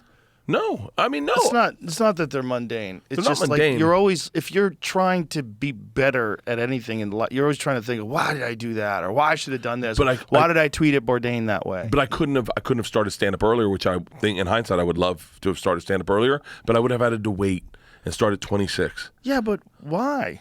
Why not? Then you have 26 years of life before you start, which is probably better. Which was I think better. my first few years of stand up were nonsense. I'm very lucky that I was got an into idiot. stand up later in life. I'm glad that I got success later in life. I'm glad everything happened to me when it did. But I do wonder, like those chances that you didn't take, that you go, I wonder what would have happened. Yeah. I wouldn't. If you want to get to where you are today, you got to make the same choices. Yes. Like one of my regrets, and obviously not because it's not a regret. So I'm happy where I am today. But I would have loved to have worked at the Comedy Store. I remember telling you this one time. As a doorman? No. I would have loved to have, not as a doorman. I would have liked to have put myself out there, and tried to get past at the Comedy Store earlier in life. I remember saying this to you, and I don't know if you remember this. We were both drunk. We were out on the patio at the store, and you said, "Yeah, we wouldn't be friends." I said, "Really?" And you go, "Yeah, I don't think we would have been friends." And I thought to myself, we wouldn't have been, because I would have gotten involved with coke. I know I would have. I would have gotten involved with coke. I would have never met Leanne. I would have never had kids. I would have never become who I was to be the guy. Why did I say we would never be friends? I think you probably remember. No, I'm not misremembering it. I remember. I can tell you where you were sitting. Maybe I was joking. No, it doesn't seem like I would say it that way. But I took it as you. I took it as you were accurate. Had I started at the Comedy Store, I would have gotten involved in probably the wrong side of comedy. I might have. I know I would have gotten involved with coke. I loved coke. Yeah. So what? So did Joey. Yeah, but I don't think I would. I don't know if I have that. I don't have. Joey's got the Oprah gene, where he can go through the shit and come out on the other side. Lose his mom at 13 and come out winning. Joey, he also had like friends that loved him. You know, like when Joey was in the cocaine days, that's when I started taking extra opening acts on the road with me in case Joey didn't show up. It was like how Ari got a job, because I used to have just one guy that had taken the road with me. And then Joey didn't show up sometimes, and so I said, okay, I got to bring someone else. So if Joey shows up, it's a 3-man show. Yeah. If Joey doesn't show up, it's just me and Ari. That's how Ari started going on the road with me. We were on Fully Loaded, and everyone ate mushrooms one night, and it was like big arena show. Everyone was fucking feeling it. Joey murdered. and was and I apologize, Joey, if I'm misremembering this. Joey's the first one to start handing out mushrooms to everyone. Yeah, that sounds like Joey. Why would you be misremembering I just, that? you know, I'm careful with the stories I tell about people these days. Oh, yeah. And well, so 4 a.m, we're all in our bunks, and someone opens my curtain, and they're like, hey, the mushrooms didn't kick in well with Joey. It's time to pull the car over. And I shut my curtain. I go, I am not the one dealing with Joey tonight. so you guys were in the bus? In the bus. And Joey wanted to pull the bus over? We did pull the bus over. And we pulled the bus over. And he's laying out on the grass, staring at the sky. Wrong day, cocksucker. I'm not in this bus. He goes up, my bus driver, Ron. Wrong day, cocksucker. I'm not on this bus. I got to get the fuck out of here, Bert Kreischer. This isn't happening. Give me a hotel room. So we pulled the bus over. We found him a hotel room, got him a ride to the venue the next day. How far was the venue from where you're driving? Joe, I could not tell you. How many hours were you in a... We usually drive 6 hours a night, 4 hours a night. So he pulls over in the middle of the drive and says, no, I'm on mushrooms. Get me a hotel room. Mushrooms in a bunk, and I think it was making him motion sick. Oh, Jesus Christ. And he's on mushrooms, and he's got a sleep apnea machine. It's like you ever see that Chris Pratt movie where he sits in the time capsule and they go to space and his opens early? Yeah. Joey's opened early. I think the bus would be fun in between hotels. I do not think sleeping on the bus would be fun because sleep is very important. I value sleep. Well, I value You're right. restorative sleep. You're right. It's not good for sleep. Not good. No. And if you're doing a lot of shows and you're partying and you're not getting sleep, that's a recipe for disaster. You'd Look at you, you're love all it, excited. Joe Rogan. Nope, You'd love it. Nope. Wouldn't. Joe. You and I are different things. It's kind of the same. Kind of in some ways. We have so many similarities. It's a lot of fucking crazy. similarities, but we're different things in terms of like how we take care of our physical vehicle. Mm-hmm. Yeah, I mean, you're trying to do it now. I am. I've always done it. I've done it since I was 15. Do you take days off from working out? Yeah. Oh, okay. Yeah, I take a day off every now and then. I take a day off. Yeah. Sometimes I just decide if I don't feel good, but I know if I'm being a pussy, you know. And one of the ways I know is how tired I get in the sauna, which is interesting. You know, So wait, when I get really tired in the sauna, I know something's going on. I don't get tired in the sauna. I get like I can feel it. I can feel it going like I don't got much more in me. Yeah, It's not tired though. It's struggle, whatever it is. It's that's how I know. It's one of the ways that I know that I'm feeling bad, other than working out. Like when I'm working out, I can really tell. Like in the middle of COVID, like my whole family had COVID. My one daughter got it first, and then my wife got it, and then my second daughter got it, and I never got it. But I was working out, and they were saying, "You're gonna get it. You're gonna get it." I didn't have a mask on. I was hugging them, like, "Oh my God, Daddy, stop hugging me! I have COVID." I was laughing. I'm like, "I don't think I'm gonna get it." But I went to work out, and when I was working out, I was like, whoa, I feel my body fighting this. It was interesting because I work out so much. I was doing this, I have this circuit that I do with kettlebells, and I started the circuit, and I do a warm-up where I just warm up with 35-pound swings, and I do 10 swings each arm, then I do 10 clean and presses. So I'm doing the 10 swings, and I'm like, what is going on? Yeah. I'm like, what's happening here? And I'm like, why do I feel like diminished? And then I realized, like, oh, this is my immune system trying to fight this off. So this was probably like a Thursday or something like that. And I had the whole weekend where I didn't have any podcast. So I was wondering, I was like, okay, well, when I get tested on Monday morning, I wonder if I'm going to be positive. Like, this is interesting. Never got it. Really? But I knew it was coming because of the way I felt working out. I was like, I knew it was on the back door, but then I got a bunch of vitamins. I did the vitamin IV drip. I did an NAD drip, and I never got COVID. But that same feeling, if I get that now, I know I never push through it. Never push through it. Really? Yeah, because I know when I'm being a bitch, and I know when something's wrong. And that was... When I was doing the swings, I was like, something's wrong. Like, you know your body like that. Yeah, I was like, something's off here. But it's because I take care of it. That's it. Yeah. And so, like, when I get in the sauna, that's how I know if I'm run down. If I get in the sauna and, like, I'm looking at my watch, like, 15 minutes in, I'm like, fuck, those last 5 are rough. Yeah. That's when I know, like, I'm worn out right now. Maybe we go real light today if I work out. Maybe take it easy. You know? I've had COVID, I think, 6 times. I think you said 7 today. I think 7. Well, so I'm always. Isla says 7.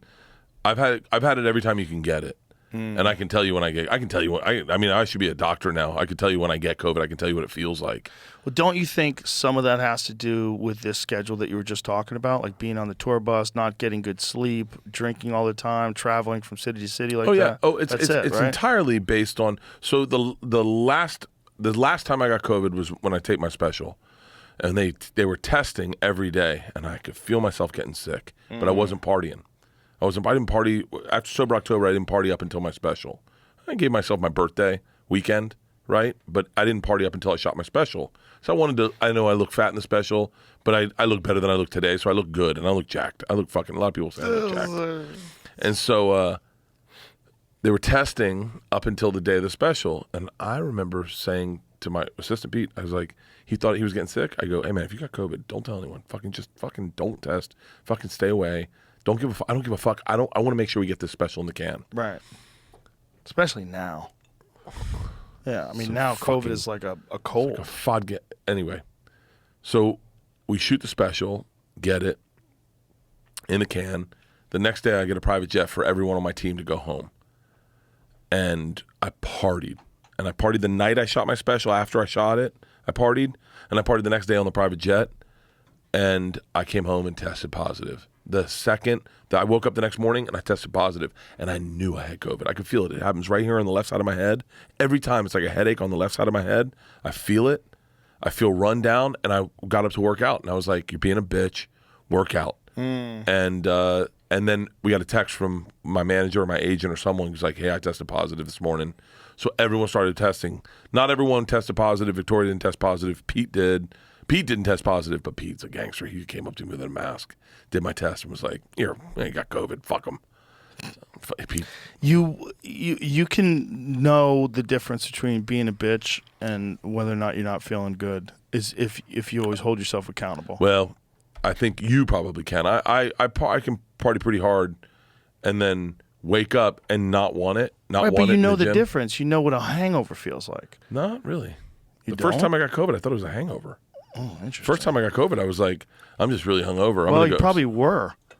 And I you was. had COVID. Well, I was hung. The first time I ever got COVID, I had partied hard as fuck with my wife in not Salt Lake City. What's this? Park City. Aspen? Park City. We went skiing in Park City. Georgia got it, and Leanne. That was a super spreader location, Park City. In the early days of COVID, that was like one of the places where a bunch of people got COVID. I got and it think there. they traced it to like some clubs. They had some shows that they did. You know, what is that thing that they do down there? Sundance. Yeah. Sundance, yeah. Yeah, wherever all the fucking, Let's get a lighter. yeah. All the, The first time I got COVID, Fat cats. I just thought it was a hangover, and I went skiing. I went snowboarding. Me and my daughter went snowboarding. Georgia and Leanne had COVID, so we sent the tour bus to come get them in Park City and drive them home. And Isla and I stayed. We're like, we're going to fucking hang out. We're going to go snowboarding. And so I woke up, and I was like, God damn it, I'm hungover. Went snowboarding. It tested negative. Flew home. The second I got home, before the flight I tested, still negative. The second I got home, I was positive, and I was like, God damn it. And then the next time I got COVID, I thought it was a hangover again. Tested positive. I mean, I think if I had your body and your mechanism where you don't really ever, you're really good at measuring your intake. Like last night, you didn't drink it. You had a glass of wine at dinner, and that was it, right? yeah. But I have to wake up with an accountability of going, you wanted to party, you got to work out. So every time I've had COVID, I've fucking worked out and been like, pushed it in the gym. While you had COVID. Yeah. Wow. Sometimes that's not wise. I'm sure Like it's this not. idea that you're supposed to sweat it out, that's horseshit. Tell that to Cam Haynes. Cam Haynes is the one. he got was like- sick. I had to send a doctor to him. He ran. I sent the nurses to him when he got COVID. He ran fucking 10 miles every day and polar plunged. Yeah.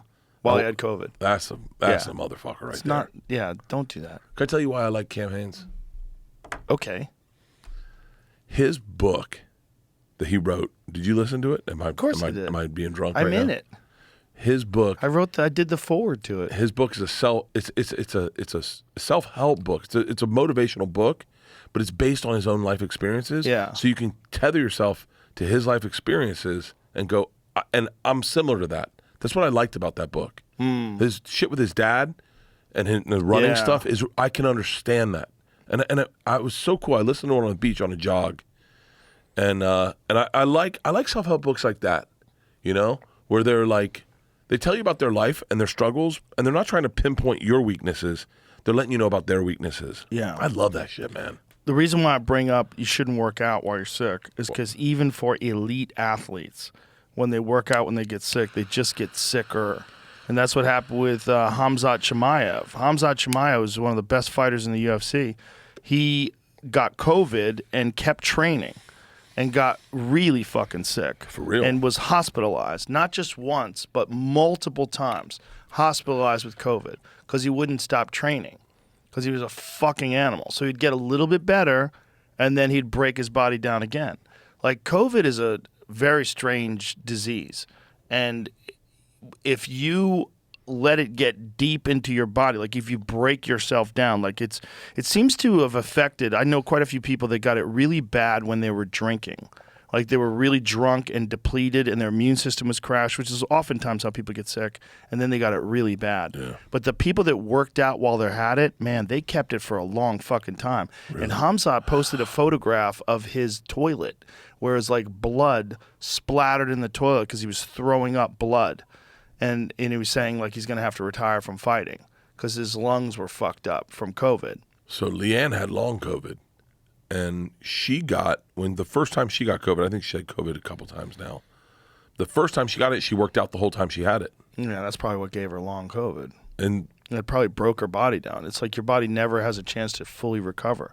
You got to let your body get to 100%. You got to like your body's struggling, right? And when you are exercising, what you're doing is you're taxing your body's resources, so your body has to repair and improve, and it repairs your cardiovascular system and your muscular system, and you get stronger and you get healthier. But it's all about breaking down and rebuilding. Well, when you're sick, you don't rebuild. You just break down further. So you're breaking down a system that's already taxed. You already feel like shit. You're like, oh, I just need to push myself in the gym. No, you need to fucking rest. You need to fucking rest. And if you don't do that, it'll just get deep into your system. So I'm curious about your actual motivations. So when you get up this morning, you don't have a personal trainer, right? You don't have anyone that sets up a training program for you. No, I don't have that. So then do you go, today is shoulders? And you do shoulders? Yeah, I write things out. I have a whiteboard, and I write out all the different workouts. So you make up your own workout. Yeah. And how? I have like I have circuits that I do. So I have circuits that I repeat, and then I either add weight or add repetitions, or I'll add additional exercises to the circuit when I decide the circuit's too easy. Can you post those on Instagram from now on? I'd be curious to see those. I try not to make it too public, because I think part of what I like to do is I like to do it by myself. I don't want to be, I've done it before, like I've talked about what I've done before, but I think there's something that's good about just doing it in silence, doing it by yourself. It's just struggling. Don't tell the whole world that you're doing this. I kind of do already. That's all I do. I know, but for my head, it's better to not. Really? For my head, it's better to just go through it. Just go through it, and because everything I do is so public already anyway, like it's better to not have that, and which is like my medicine. Like that's my medicine. And working out is my medicine. That's my mental medicine for sure. But you understand the value in knowing your medicine as an outsider. I'm not advocating that you should post these for real, because if that's how it works for you, it should work. But I am curious. Is like I've done. When we did the 100 push-ups, a perfect example. Mm-hmm. Knowing that that's the benchmark, that it's interesting to see how hard you actually are pushing it. Because if I wrote my own workouts, they'd be fucking cakewalks. Yeah, they'd be fucking cakewalks. I have someone else, Lacey Mackey, does she's my trainer. She travels with us. She does my workouts, and sometimes I'll see them. I go, fuck that workout. That sucks. I don't want to do that. Yeah. We did in December. We did. I'm gonna misremember this. 5 squats, 5 burpees, and 5 push-ups every day. And then we added 5 every day until we got to the end of the month, and we were doing 150 burpees, 150 push-ups, and 150 squats. And it was undoable. I mean, it was like so fucking tough, especially if you missed a day, which we did, and you were forced to do like fucking. At one point, I had 470 burpees left, and I'm just going like, fuck this workout. But like, it's curious. I'm curious about like guys like you. I say you, David Goggins, and Cam Hanes, because those are like the guys I enjoy. But like, I'm like Cam Hanes is pretty specific. I do 12 miles every day at lunch, which is insane. Is fucking insane. Yeah. And then polar plunge and this. Do you know Jesse? I must mispronounce his name. Jesse Seitzer. He lived with Cam Hanes. He's Itzler. Jesse Itzler. No. He lived with David Goggins. My bad. Yeah. He did something so fucking for a runner, so powerful, is that he's talking about getting back into running. Because he had taken some time off, so he had an injury. He said, what I like to do, I'm misremembering, I'm sure, but like I do 2 minutes of running and then 5 minutes of walking. 2 minutes of running and 5 minutes to get back into running. It was so fucking useful as an outsider looking in, because I go, oh shit, I gained some weight on this last tour and I'm trying to get back, and I go, that's really interesting. This morning on the treadmill, I did him. That's good. That's a good way to do it. Doing anything's good.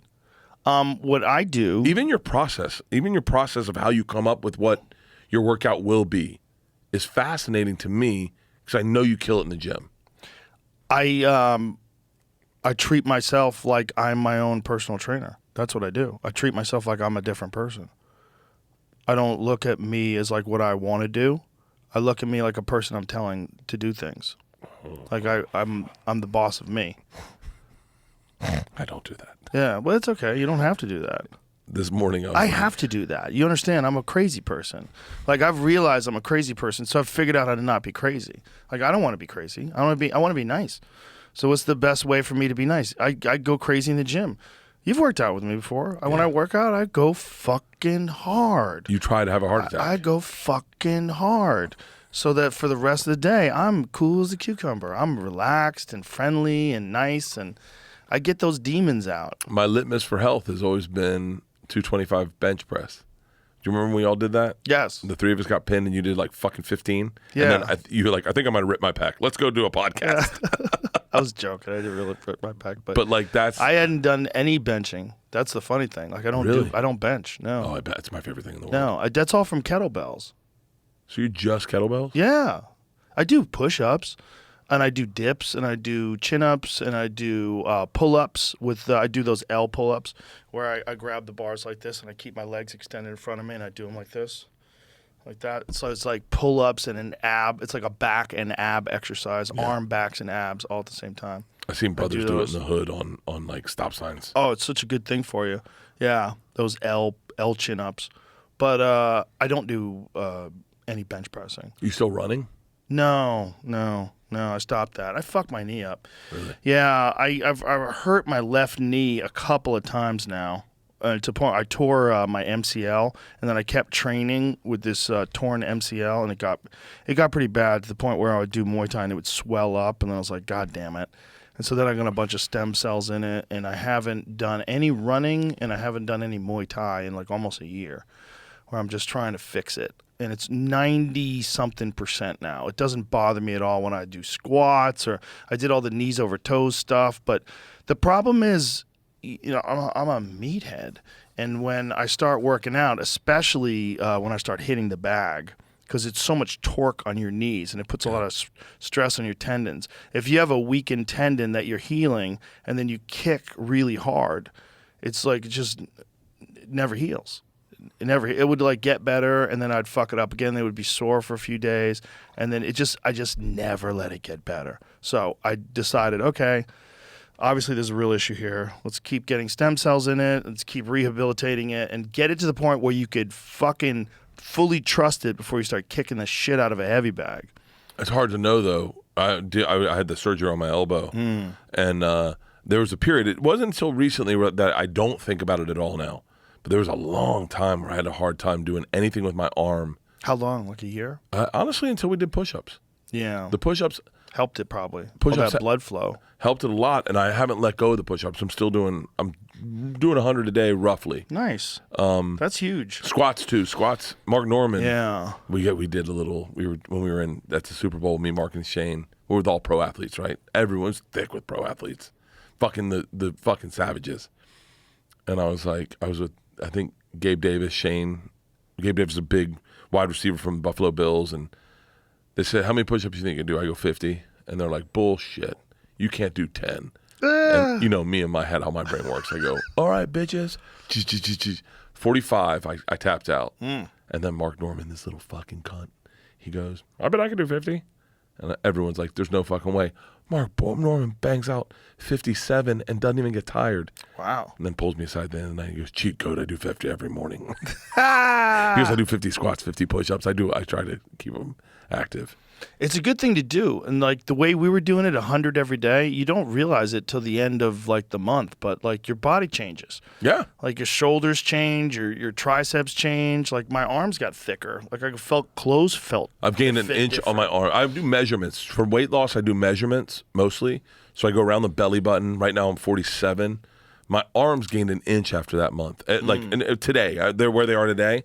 They were 17 when I started. I measured myself. My arms are 18 inches around now. 18-inch pythons. Fucking dude. 18-inch pythons. All I want is someone to watch his special and go, "He looks jacked." Well, one person's going to do that. Please. Some like super slob. I was going to wear those pants on my special. Why didn't you? A little distracting, Joe. They're kind of cool. They're badass. That wouldn't be distracting. They would be really distracting. Nah. The only thing I do. Are those sequins? They are velvet pants. They're velvet, but the pattern is so interesting. Oh, maybe they are sequins. See there's a clear pattern in that. Yeah. You don't even remember whether they're sequins? No. How long ago did you take this picture? Who knows? There's a lot of shit I don't care about. You'd be shocked. Isn't that important though? Compartmentalizing? Yeah, I don't care about that. It's very important to not care about certain things. Just like So, but okay, that's how I feel about the banks right now. That's how I feel. Definitely about the banks. That's how I feel about politics. That's how I feel about COVID. Yeah. That's how I feel about the Alex Jones shit. Like I don't really care about. Like I know that he got in trouble, but I don't really care. I still think he makes me giggle every now and then. Like I don't care about a lot of shit. Well, you don't have to. So Donnell said, "Because you're white." Nah. Donnell goes, "Yeah, you know why you don't care?" I go, "Why?" He goes, "Because you're white and you don't have to. It doesn't change your life." I went, "Yeah, you're right." I get bummed when you go to a city and they don't sell beer on a Sunday. And you're like, what the fuck happened to this city? We need to make change. Yeah. Make the city great again. Yeah. Sell beer on Sunday. Fucking Boston used to do that. Yeah. They used to have to go to New Hampshire. Used to go to the package store. That's what they used to call it. We had to make a packy run. You got to go to the fucking packy. That's what they would call the liquor stores, the package store. That's like ancient colonial talk. Like, think about that. That's pilgrim talk. Dude. I got to go to the package store. The package store. That does sound crazy. That's what we called it, the packy, when I was a kid. Yeah. Got to go to the fucking packy. We would have to drive an hour, like 30 minutes outside in Tallahassee. You could get beer after 2 in the morning. Only 30 minutes? Yeah. And we had to the go other to New county. Hampshire. Fuck. We I used don't to even know where drive that to New is. Hampshire. I couldn't even tell you where New Hampshire was on a map. It's right above Massachusetts. So we would drive, and you have to drive in this bullshit road where it's like 2 lanes. So like if somebody breaks down, you're fucked. Like these lanes suck. Like, and people drive slow. They're all terrified of cops. So you're driving up to New Hampshire to go buy booze. I can't believe Takes I never got forever. a DUI. You're lucky. I don't drink and drive. I just. There you go. That's I why. don't That's how drive. you don't get a DUI. I don't exactly, drive. specifically.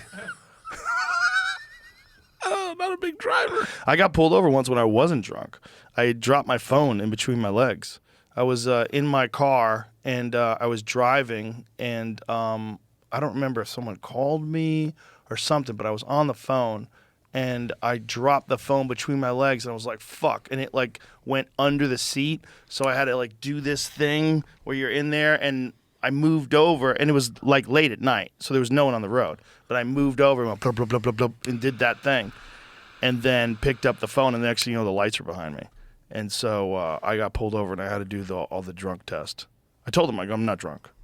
Like, did you have a drink? And I was honest. I said, yeah, I had a drink before I went on stage like 3 hours ago.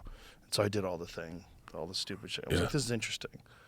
It's like they're trying to check me to see, but I know I'm sober. I'm like, come on, you know I'm sober. But it was interesting because like they make you do all the stuff, and I did it all perfectly. You know, like the balance stuff and everything. I was like, okay, can I go? And they're like, all right, and they let me go. We did. When we went to Canada for the first time, you're not allowed to bring drugs into Canada, obviously. Did you bring drugs into Canada? I brought a little bit of drugs into Canada. What'd you bring? Just weed, a one-hitter. I brought a glass one-hitter. Where was it? I had it with me because it was the first time on a tour bus. Did they have a dog? No, so I said, what I'm going to do, Leanne was with me, so was Jesus Trejo. And I said, it's my first time on a tour bus. I'm going to have a cocktail. I'm going to smoke this one-hitter. I'm going to enjoy the tour bus. All of a sudden, the doors open, and they're like, we're at Borders, and I hadn't hit my one-hitter, so I fucking panicked. I run back to the bathroom. It's a brand new tour bus. I've never been on a tour bus. I don't know how lights work. I don't know how anything works. I just know I got to clean out this one-hitter. You got to clean it out by smoking weed while you're at the border? I got to empty it and throw it in the garbage. I got to get rid of it. I got to flush it. Right. Drop the glass one-hitter. It shatters. Okay. I scramble. I can't figure out how to get the lights on. I get the weed. I put it in the toilet. I fucking... literally doors are opening and they're like, hey, Border Patrol, we're here to search the bus. I was like, oh, yeah, sure. The one thing Leanne said was, do not bring drugs into fucking Canada. So we go into the holding thing and we're there for like an hour and a half at 2 in the fucking morning. An hour and a half we're waiting and I'm like, I'm fucking busted. And the guy comes in and he goes, you guys are all good. And I was like, oh, thank God. So as we're walking to the bus, I'm still a little buzzed. And I'm feeling loose, and I go, hey, man, just out of curiosity, like, what would have happened if we had brought drugs into Canada? And he goes, you mean hypothetically, like, say someone had a glass one-hitter in their bathroom, shattered it, tried to throw it in the toilet, and didn't flush it? And immediately everyone looks at me, and I'm like, yeah, like that. And he go, I'd say it's an honor meeting the machine. Enjoy your tour in Canada. I went, and Leanne got on the bus. She goes, you fucking cocksucker. You brought drugs. I was like, yeah, I brought drugs. Little bit of drugs. Little bit of drugs should be Just like a little bit. That should be the, where you go. A little bit. Yeah, like a Brittany Griner. They should have a Brittany Griner amount that you can bring, a vape pen. Come on, you're not selling a vape pen. Amount. Wasn't hers just CBD too? No, I don't know. Was it actually weed? I'm certain it was. Who knows if it actually even happened? They might have just planted that on her. We were going to go to Russia to promote the movie. Yeah, promote the movie. Oh, why not? Are you kidding me? Okay. You sound like Sony right now. So, what if I get arrested? They're not going to send someone for you. But Look at me. You're not a. How good would the movie do? You're not a 6.5 foot tall lesbian that is the star of the WNBA. Would you, No. Hang on, let's work this out. Would you? I bet. But there's a Marine that's in jail over there, and they had the option to release him or release Brittany Griner, and they released Brittany Griner. For real? Yeah. Wait, what did the Marine do? Weed? No. Some sort of classified information he had. Would you try to get me out? I forget what the actual. Of course I would. I don't know. I forget what the actual charge was. So you can find that. But he was doing something like trying to sneak out classified information from Russia. That's what he's like. A little different than a vape pen. Yeah, it is. But they're both in jail. Yeah. And they offered this arms dealer that we traded for Brittany Griner. Yeah. They offered the arms dealer for the Marine guy. Oh, for real? Yeah, and they said no. Yeah. Oh, wow. That's this goofy administration that we're dealing with right here. Oh, both of them should be saved. Talks continue on exchange of U.S. ex-Marine held in Russia. So this is December 8th, 2023? 2022, rather, sorry. Duh. So this was a while ago. You know Putin's got to listen to your podcast, right? I hope so. Hey, what's up, bro? I guarantee you, all you Guy's have got to do solid judo. Does he? Yep. Yeah, I praise him on his judo. He's got legit judo. He's a judo black belt. If he wanted to fly you over, would you? Nay. Wait, what's wrong with your brain? I would love that. Why would you do that? I would love it. Because if anything, do you know the story about Robert Kraft in the Super Bowl ring? Where he took his ring and put it on and then kept it? Yeah. He's like, Gangster. could kill someone with this ring. I'd lose this watch and in a he just heartbeat. walks away. Yeah, you would lose that watch in a heartbeat, but no one cares about a watch. He can get a watch, but he can't get a Super Bowl ring. So he just took the Super Bowl ring. Dude, That's a different kind of human. He's probably one of, if not the richest man in the world. And, you know, the fact that he just did that to that dude and just walked off with that ring. But what about the prospect of you hanging out with Putin and turn him into a cooler dude? Of your fucking mind. Yeah, hey, forget about all those people that you killed that were your political opponents. Let's be cool now. Just be a different person now. Be a totally different human with a totally different background that wasn't in the KGB, that isn't a dictator, that doesn't control information and control what news gets distributed to your people, that doesn't have a lockdown on the internet and is in complete control of all the oligarchs in your country to the point where they're so embedded with you that when you go to war with Ukraine, they steal the oligarchs' yachts because they confiscate them because they shouldn't have the money that they have, because the only way they could have the money they have is if they're in cahoots with you, and you're obviously evil. You're never going to get an invite talking this way. Yeah, it's not my gig. You don't care about any of that shit, though. I still want to meet Kim Jong-un. Whoa. Yeah, I want to. Shit like that interests me. What interests me is Trump meeting him. That was interesting. Met Kim Jong-un after he called him Little Rocket Man. He goes to meet him, shakes his hand. They're all smiling. Yeah, it's that's a awful game. You're meeting dictators. I mean, if you're the president of the United States like Trump and you're trying to make, you know, foreign relationships better, you're supposed to do that. It's good. Oh wow. Look at that look in his two face. Haircuts. It's also the fucking mocking glare that Trump gives everyone. Because it's like with Trump, when Trump's talking to someone, it's always like, be nice or I'm going to talk shit. It's like, no matter what, it's like, I may talk shit. Like, well, let's get through this. Let's have an agreement. Hey, nice to meet you too. Don't say nothing or I'll talk shit. Like, even the way this smug like look on his face while he's shaking hands with the guy. All right. What a fucking character. This is a adjacent conversation. Look at that. That's the border. Oh, that's where they met? That's right the at line. the parallel? That's the fucking line. Imagine the guy that installed those grates. That's two different companies. Obviously, not one company installed both those grates. I know, right? It Isn't has that to crazy? be. But what about the building? How the fuck is there one building that crosses both lines? Yeah, who built that building? Who built that fucking building? Did they meet in the middle? The North Korea thing is wild. When I had Yeonmi Park on and she explained how she got out of North Korea when she was 13, how she escaped and went to China, and like, wow. That was It's one of those stories you're like, holy shit. She's talking about how people are starving in North Korea. Those are the kind of people that don't want to hear nothing about all this Marxism and woke communist bullshit. They don't want to hear nothing about that because they know this is where this goes. What they said to all those people there, they said, we can all have food if everyone just gives up their land. All these people that own land, they're the problem. We give up the land and then we'll all have the land. And the moment they did that, the moment people agreed to that, everybody's starving. Then the government controls the food distribution, and if you try to take more than your share, you get killed. It's horrific shit what they did. Horrific shit. But it all was under the guise of making a more equitable society, making a more fair and just world. Like, why should these rich people have these farms? Why should we should give it to the state? Yeah. And then all of a sudden the state is in control and everybody's starving. People are eating bugs, just trying to stay alive. Yeah, I didn't watch that episode. It's rough. But that's the problem with like shaking hands with a dictator. Like, what are you doing? What's the difference? I mean, arguably, I'm obviously I know I'm going to get lit up for saying this. What's the difference between shaking hands with our president? It's a big difference. But the way this country is run, it's not perfect. But the way this country is run is so fucking superior to any system that is anywhere else in the world because of the checks and balances that were put in place by the founding fathers. They knew that tyranny is a natural course of progression for human nature. It's just what people do when they get in control. They become dictators, and they put all these checks and balances in the House and the Senate, and they did it all with the Electoral College to make sure that this term limits, make sure that you can't do that. Yeah. Make sure you can't do what Putin's doing. Make sure you can't do what Kim Jong-un's doing. Because when you get into a position like that, just look at what they try to do. Look at what people try to do to stop criticism on Twitter.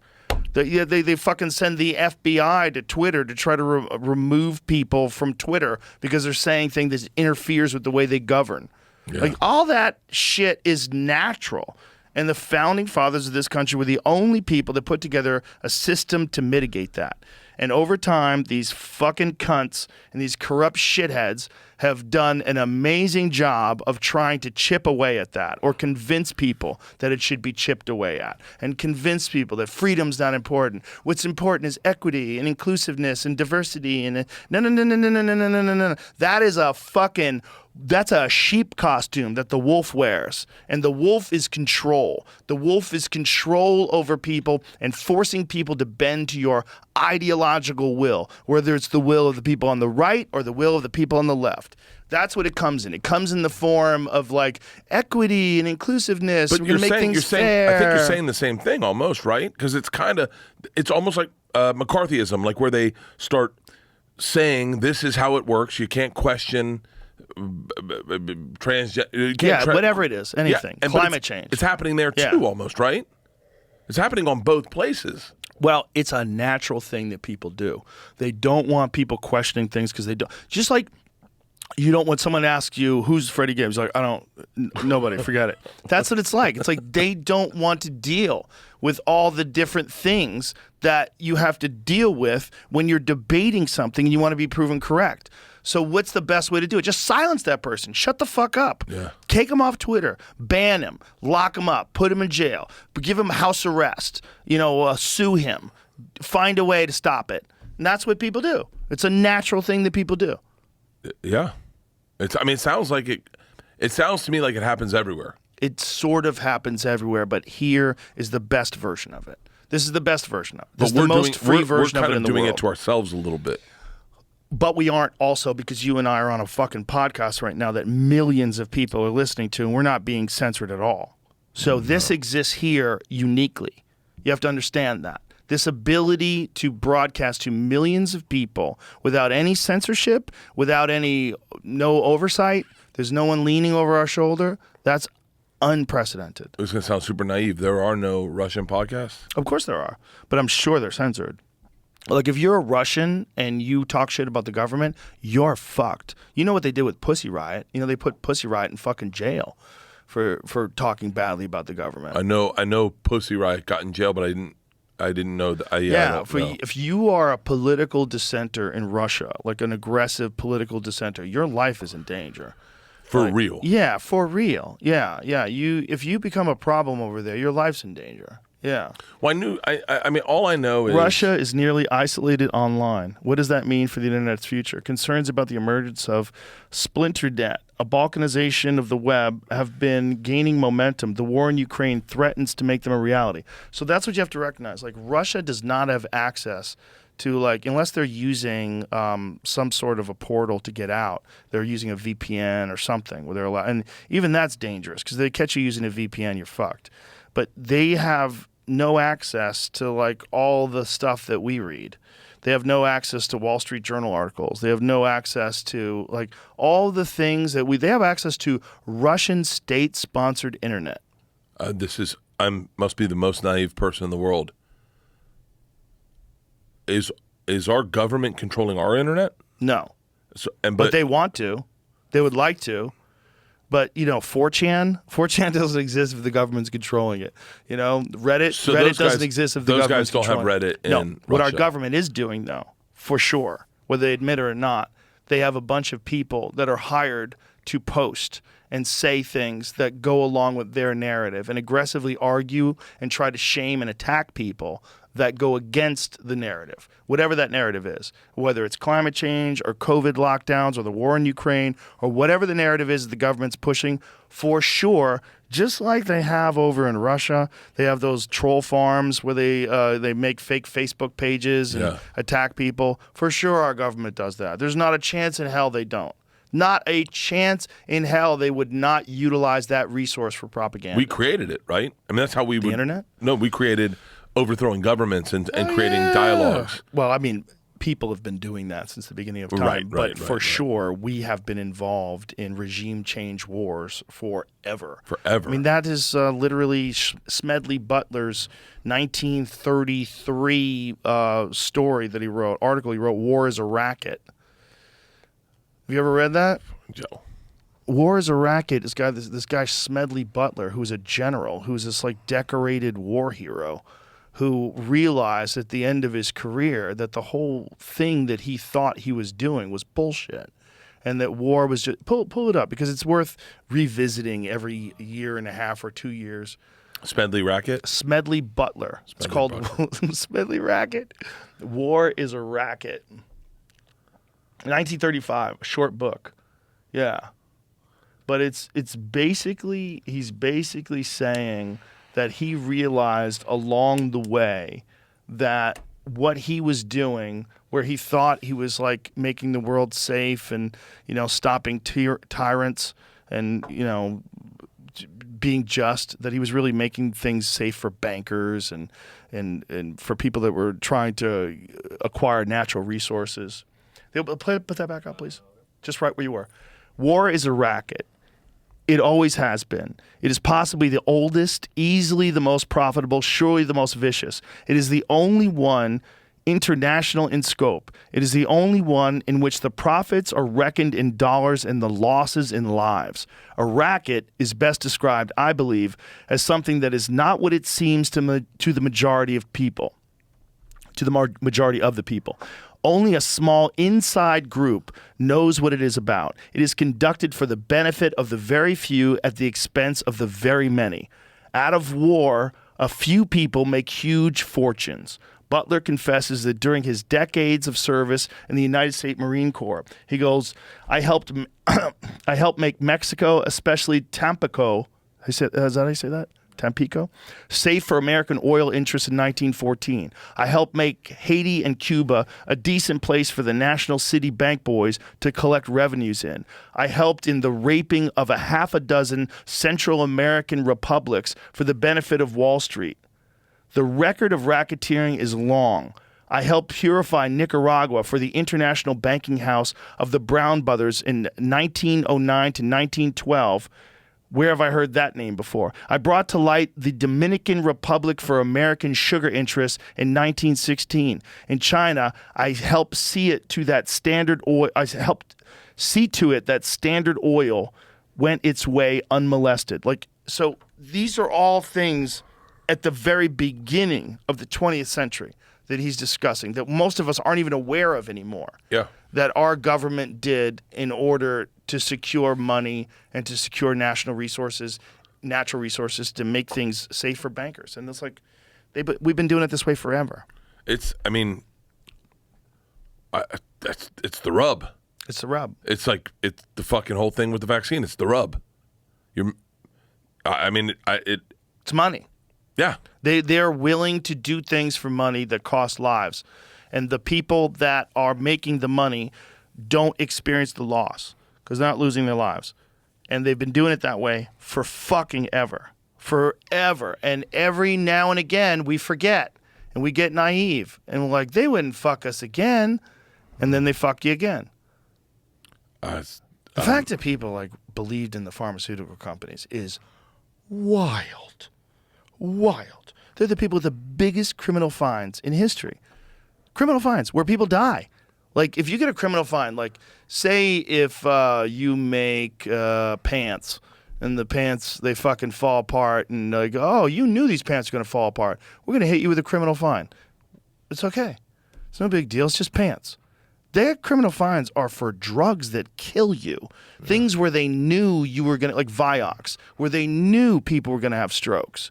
And they still... I don't know what Vioxx is. It was an anti-inflammatory medication that killed 50,000 plus people.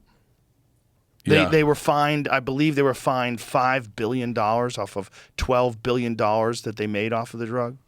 So they made money. Shit. They make money. So they get a big fat fine. Everyone's like, well, we fined them. Yeah, but how much did they make? They made more money than you fined them. This is wild. So you allow them to profit off of people dying. And it's just fucking shell game. And they move money around. They pay off politicians. And you see people talk shit in Congress, and you know they're bought and paid for, and it's like the whole thing is wild. It's Smedley Butler all over again. It's been like that from the beginning of time. This says it's because of Fukushima, but I was looking up the largest fines, and it's $95 billion in damages. Oh, they wow. pay in Tokyo. Yeah, that's a Is big that the one. earthquake or That's the a big tsunami? one. Oh, yeah, there was a Came out of here, tsunami. Yeah. Largest one. Wow. 2.3 bill. So Pfizer's a big one, $2.3 billion in criminal and civil fines, the largest in recent pharmaceutical history. Yeah, That BP one was pretty big too. $2.3 billion. I'm See, gonna but make the BPs, this. these are disasters, right? These are like Yeah. accidental things. It's not a side effect of a drug they release. But here's the where I get hung up Okay. a little bit is like I don't know. Fuck it. I don't care. Oh, we gave up. I gave up. I gave up. I'm not going to Russia. Yeah, don't go to Russia, No. please. Don't go to Russia. I thought it would they be would a fun way to fucking promo the movie. 100% put you in jail. You think? Yeah. Why wouldn't they? Volkswagen, 35 Fuck billion? him. Put him in jail. Wow. Dieselgate, VW's emission scandal has cost the car. I think that, didn't pay criminal that, yeah. and civil fines. Yeah. I don't, well, does it cost them already? That's wild. Well, it probably also, to date, to date, VW has paid $34.9 billion in criminal and civil fines. So they paid it so far. And that was about lying about how much emissions they produced, right? Yeah, so they fucked with their emissions. Who would have thought that the Nazis would just lie? They're not Nazis, but I mean, Oh, I was people like, I that, thought you were talking about the real Nazis. well, I the was like, yeah. VW was started by the Nazis. Oh, was it? Oh yeah, I knew, it's the people's fucking wagon. Facebook's paid out $5 billion in penalties for privacy violations. Whoopsies. So sorry, okay. But okay. Whoopsies. How much did they make? They could pay off $5 billion. What about this? I feel like I'm going to put it in very small terms. Okay. Do you remember the comic that would tell you got to check your numbers? They're going to fuck you on the bonuses. Oh, a lot of people tell you that. Yeah, and then sometimes you go, yeah, but I'm not going to be the guy that sits there and looks at every fucking table. And counts Oh, all the I hands. have. I have when I knew that someone was fucking me. There's this one guy that someone told me to look out for, and then he did it to me. He tried to tell me that he gave away comps. I go, what are you talking about? I go, we have a contract. He goes, well, what do you want to do about the comps? I go, give me the fucking money. Like, what are you talking about? You didn't pay comps, you fucking liar. Yeah. Give me the money. You've been doing this to everybody. Like, he would do it to everybody. We'd tell you, like, you didn't really sell out. And you'd be like, there's not an empty seat in this place. No, it just looks like that. He look you straight in the eye. Yeah, and but then how he many- did how that many- to me one time, and then I came back a year later. This time I sold it out way in advance. And when I sold it out, like, in advance, before I got to the club, everything was sold out. He tried to tell me he gave away 150 comps a show. I was like, what are you talking about?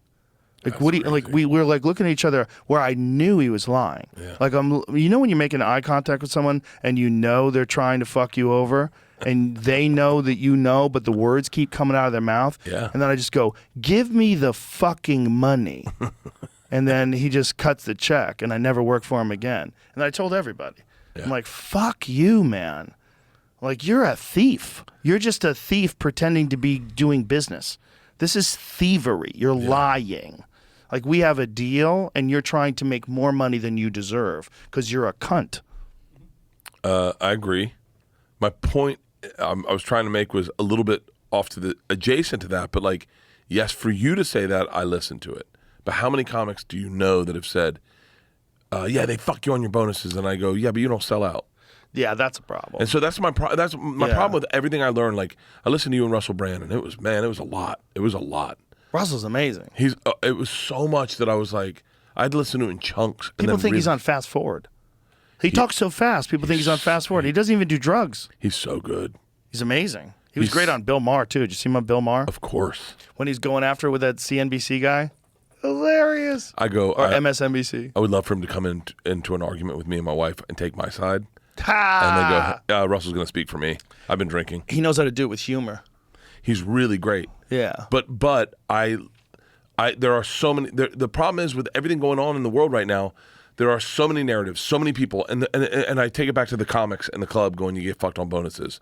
Yeah. You hear that from so many people that you know that aren't selling tickets. That if I hear from you, that's one thing. But Most of the time, you don't get fucked on bonuses. most of the time you That's don't. why the reason why it's so upsetting when someone tries to rip you off is because it's so cliche in Hollywood, in show business, but it's so rare. So when someone this guy had done it to someone else, then Stanhope had warned me about it, and then Dom Irera had warned me about it. The same think I know thing. the club. I think I know yeah, the I club. bet you Yeah, know yeah, the club. Yeah, But it's like, now everybody knows you fucking cunt. yeah.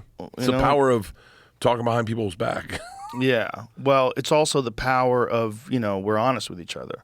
And like you want to know, like, where's a good place to work? Oh, Acme is great, and like work at this place. The Comedy Works in Denver.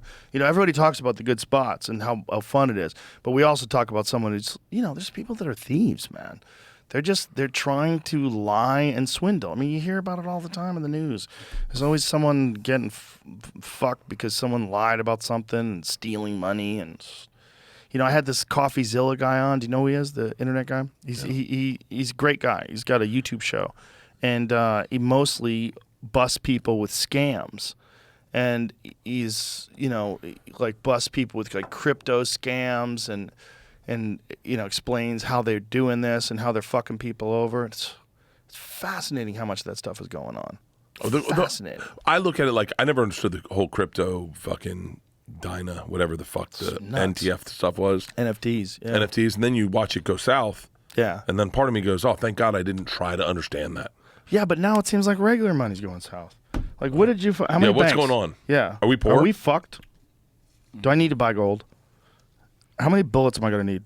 I don't understand still what's happening. It's the 22s that you need. How many... I've been hearing there's been the regulators are making a statement about crypto is what I've heard is like maybe the underlying issue what's going on. Oh, they're blaming crypto. They're tanking the banks to blame crypto to keep people in a 15-minute radius of their house, keep you on a social credit score system. We're fucked! But because of this, crypto's gone up. It like went up 15% today almost. Right, because nobody trusts regular money anymore.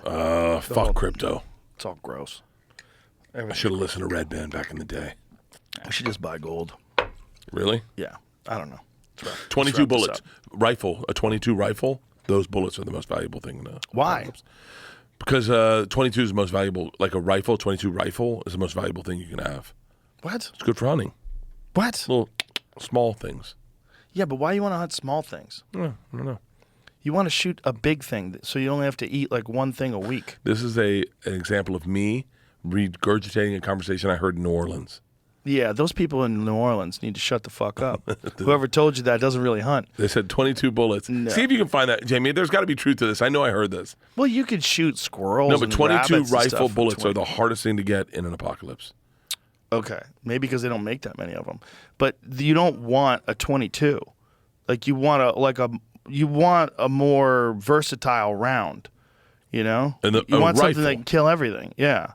You want something that can kill a moose and a deer and a fucking groundhog, like whatever the fuck you want to shoot. But you can't kill a groundhog with the same thing you kill a moose with. You'll You destroy certainly it. can. No. For You real? certainly can. Yeah, you headshot them. Their heads explode. Boom.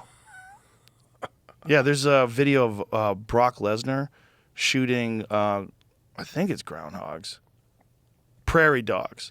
He's shooting because prairie dogs dig holes. Yeah, but he's not and trying to eat cows prairie dogs, step in right? them and they snap their legs, and horses step in them and break their legs. And so, like when they have them on ranches, they kill them, and they're shooting them with a 50 caliber, which is like that's a round that's like as big you as can this get a coffee concussion cup. from a 50 Yeah, caliber. they're ridiculous. I've shot 50 caliber rifles and then had panic attacks in my bed later. They fucking boom. concuss you. Yeah, the boom is so scary. Boom. And it shakes your whole body. Yeah. Your fillings are loose, and Yeah. you're just like, I'm not. And then you reek of gunpowder. Yeah, it's not good. You don't need that. You don't want to hunt squirrels with a 50 caliber. No. But like a 300 Win Mag is like a good versatile round. You could shoot deer with it. You could shoot a moose with it. You want a lot of those. You want versatile bullets. Like if the shit goes down, you don't want just 22s. Because if you shoot a deer with a 22, you're probably going to wound it. And it's probably going to run away, and you're probably never going to find it. It might run miles and miles before you get to it, before it dies. Really? You might not ever find it. And it might not bleed a lot.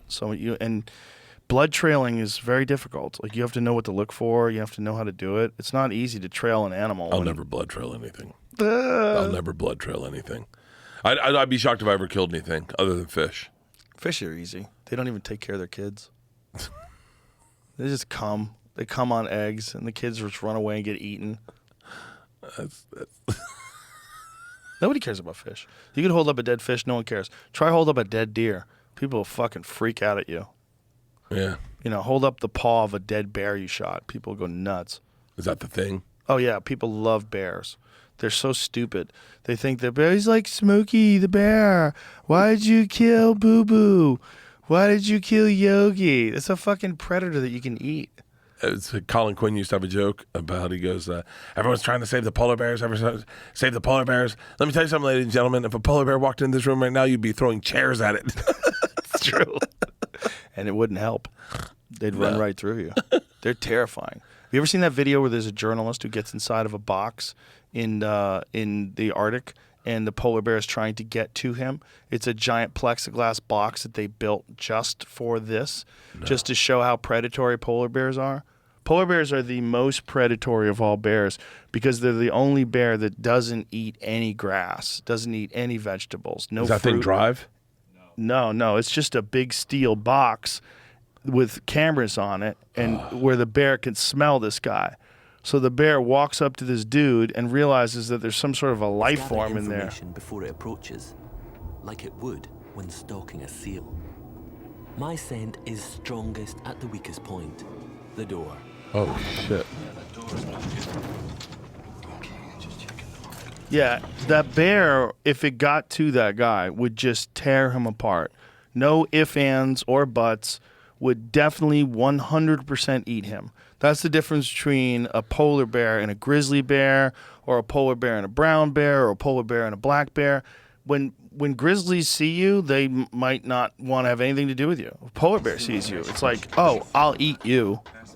You're a living thing. Yeah, look at its mouth. What's trying to bite? Look at that. Fuck all that. Fuck all that. Because they live in the harshest climate. They have to be the most aggressive. I've swam with great white sharks a bunch. And a bunch? A bunch, yeah. And I've done so much shit that I don't remember. Like, I remember hearing a podcast you did with the guy, and he was like, he did it so well. He's like, I stayed in the biggest cave in the world. And I was like, ooh, what's this? And then I realized, I've been there too. Yeah. I've been there, yeah. Well, when you did that Travel Channel show. Yeah, I did so much shit that I don't remember. Yeah. But like I swam out of the cage with great white sharks. I swam in the cage with great white sharks. And man, I'll tell you, there's a moment where you go, how do they know this has been tested? Right, like, they don't. You're in a cage and... Did you see that one that broke recently? Yeah, I did. Oh. Someone builds it, and then you sit out there and you go, let's hope it works. Yeah, like this fucking asshole. This guy and this silly bitch. I would have been like, how do you know that that's going to stop the polar bear from eating me? And do you guys have a method that you're going to use to chase the polar bear away? And you can't tell a bear take it at half speed. You go, hey, we got it, cut. Right. Let's go. Everyone wrap. Let's go to... And when you want to leave, the bear decides, like, no, I'd rather just stay here and figure out a way to eat you. So how you shoo the bear off? You going to shoot it? You can't shoot it. It's protected. So what are you going to do? You can shoot it. I'll tell you. I'll take the fine. Would you? It's a big big fine. Yes. Oh yeah, dude. We did a race car NASCAR track in Thunder Valley where they took us on a track at maybe 110 miles an hour, possibly maybe 90. Who fucking knows? Did you drive the car? No, they drove it for us. Oh, I want to drive one of those NASCARs. For real? Yes. You can. You know make how much happen. that would feel? How fucking much power those things must have. It's so raw. But the key is with the people that can drive it, they get you an inch from the wall. Oh, Jesus. When you're an inch from a wall, why do you want that? Sometimes they hit the wall. Oh, how about a foot from the wall? They go so close to the wall, and you hear the tires. And all I thought when the tires hit was, they pop sometimes. Yeah, they break. And if it pops, it just you flip. That's it. Fire, brimstone, Talladega Nights. Talladega Nights. Tom Cruise, use your witchcraft. What a great movie. But what a great fucking movie. You know what else is a great movie? What? The Machine. The Machine. Coming soon. When is Memorial it coming? Day weekend. Memorial Day weekend. Memorial Day weekend. I got so much shit to promote. The Machine, fully loaded.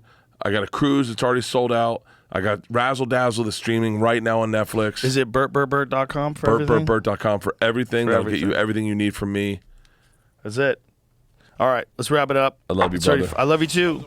It's great seeing you. I think I I'm got to see go you to your tonight. comedy club. Yeah, tonight we're going to I'm Kill gonna go Tony. to Kill Tony and then flying home. Or flying to New York. Continue press. All right. Goodbye, everybody.